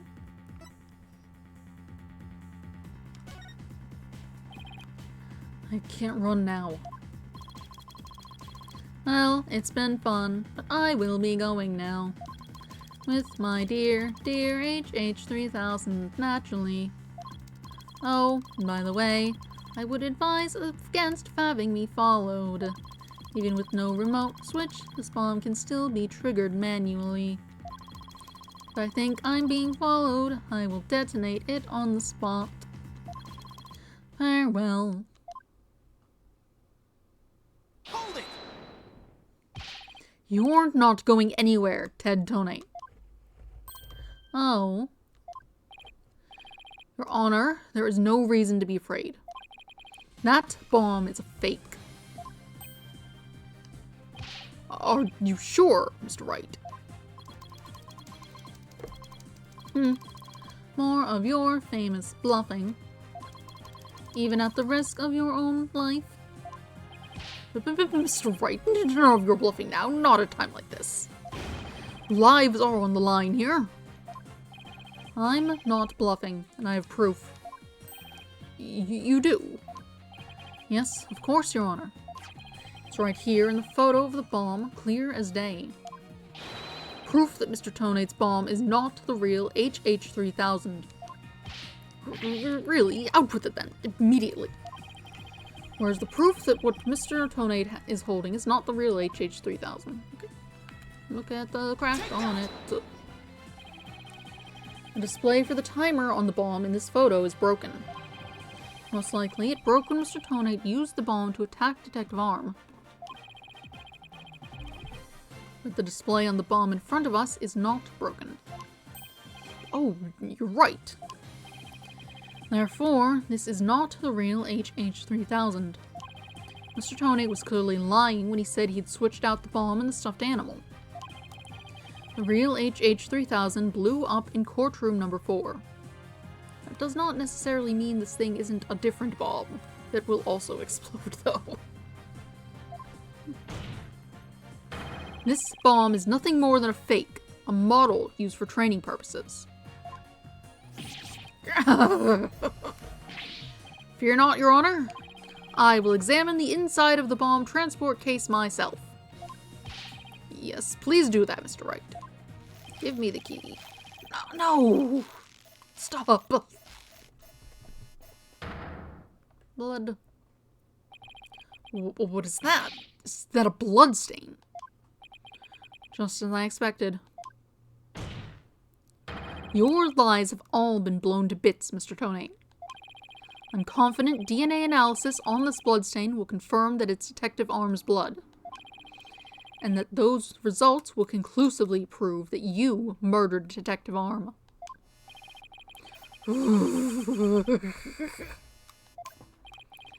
How about it, Mr. Tonate? Think you can dismantle the decisive evidence? Having different camera angles is fun sometimes. Nice that things can move. Dismantle it. You're too late. You missed your chance to run, so now you're out of time. This HH-3000 is about to explode. Don't try to threaten us, Mr. Tonate. I've already proved that your bomb is a fake. You proved it's not the original. It's real. This bomb's the real thing, I tell you. It's real.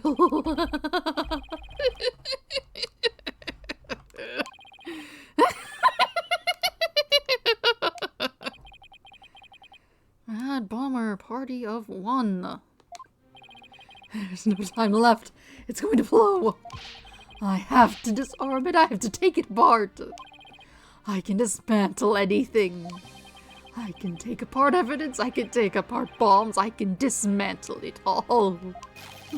Dismantle, dismantle, dismantle, dismantle, dismantle, dismantle. I'm not gonna make it. Only one thing left to do. Stop. Ouch.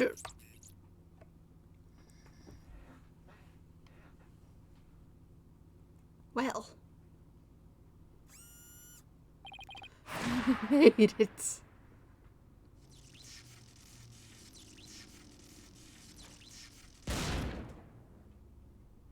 Ouch.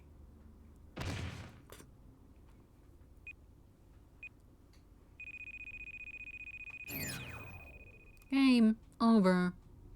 Dismantle attempt failed.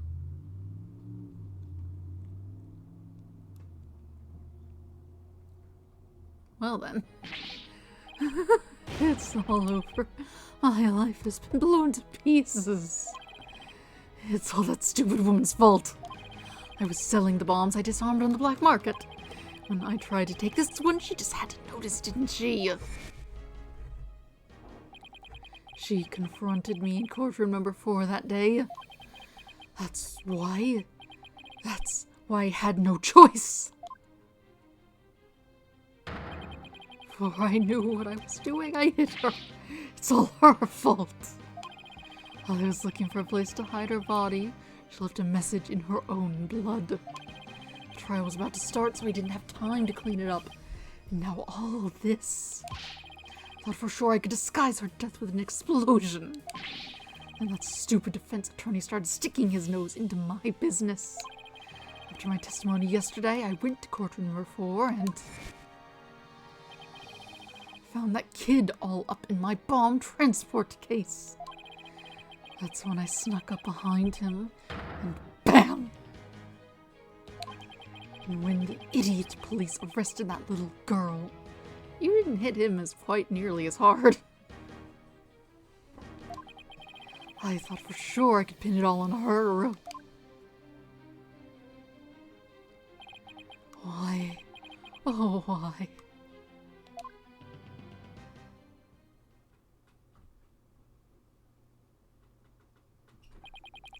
And donate, you are hereby under arrest on suspicion of the courtroom bombing and the assault on Mr. Justice.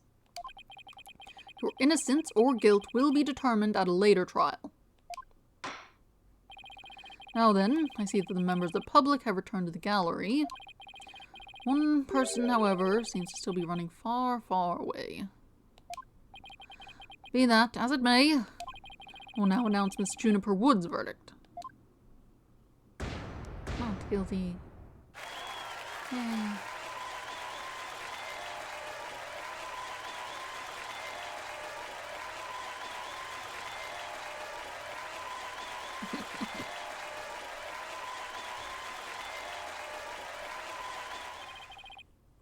Court is adjourned.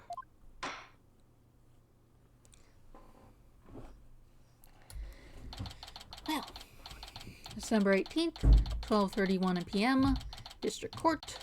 Defendant lobby number 5. What was it? Yes. You did it, boss! Yeah, I guess we managed to pull it off somehow. So many mysteries cleared up all at once. It was amazing. It just sort of worked out that way, didn't it? It's not the kind of thing that usually just works out. You made it happen. And the way that mean old prosecutor hightailed it out of here, that was great. Mr. Wright, Athena, thank you for everything you did for me. Why do I have hiccups? Stop doing it. I'm so happy for you, Junie. Now you can go back home to the forest in peace. I hope the both of you will come and visit me there sometime. That would be nice. Thank you for the invitation. I don't know, Mr. Wright. I'm not so sure you could make it all the way up to Junie's house. How high up do you live again, Junie? Around 3,000 feet, I think. What? That's no forest, that's a mountain. But, you know, boss, there's something that still bothers me about the case. One little mystery we never got around to solving. Oh, that? Yeah, I was wondering about that too. Is this the unsolved mystery you're thinking of? Probably the missing detonator. Take that! The remote switch, right? Yeah, I wonder where it disappeared to. Maybe Mr. Tony just got rid of it somewhere. Yeah, it is a pretty big thing to leave unsolved, though. Well, let's leave it up to the police to find. For now, we should be celebrating our not guilty verdict. I guess you're right. Hey, I know. Junie, shall we go report the good news? You know, to that certain someone. Okay. Huh? Her grandmother? No, silly Joe Apollo! Oh, right. Well, why don't we all go to the hospital together to see him? Great idea. I bet he's bored out of his mind. Okay. And so, the courtroom bombing case came to a close. But the next trial was just over the horizon. There's never a dull moment with so many lawyers in the office, that's for sure. Apollo Justice, Athena Sykes, and me, Phoenix Wright. Between the three of us, there's no case we can't solve. When our powers combine, we're an unstoppable team. At least, that's what I believed. Ominous.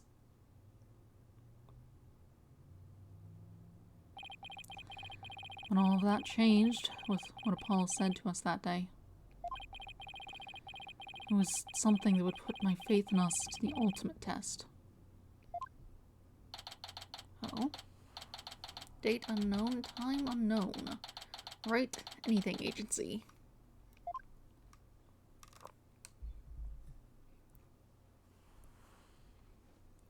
Sorry, but I'll be taking a leave of absence. Wait, what do you mean by a leave? Can you at least give me a reason why? I can only say that this is something I must settle on my own. My body. Trucy is here.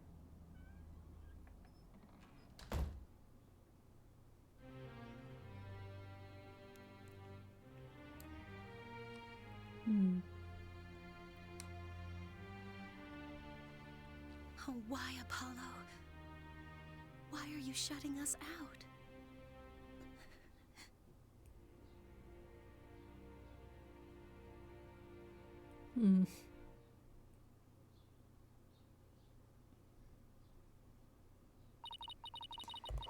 What happened to you, Apollo? Ever since you put that jacket on, you've changed.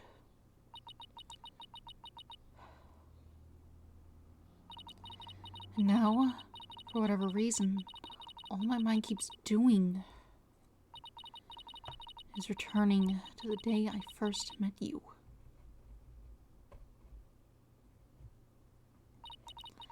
We had tackled our first case together, he and I, this past spring. And as we did, I came to know who he is and how he thinks. It was a very peculiar case, one in which the victim was killed by a mythical creature. Fun. I'm guessing that's the next episode. End. Okay, progress, yes.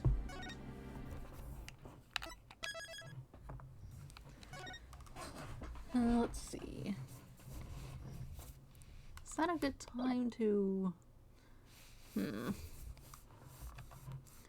that a good amount of time?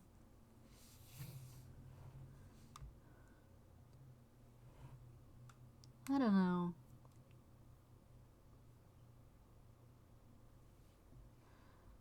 Not sure if there's enough time to carry on and do part of the next one, or if I should stop here and get back to this on Monday. I like to have the whole first thing in one setting. That's been 3.5 hours. I don't think that would be bad to stop.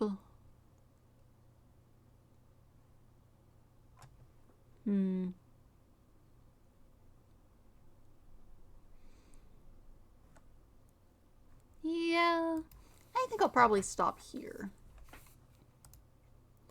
Let's see. I'll get back to this on Monday.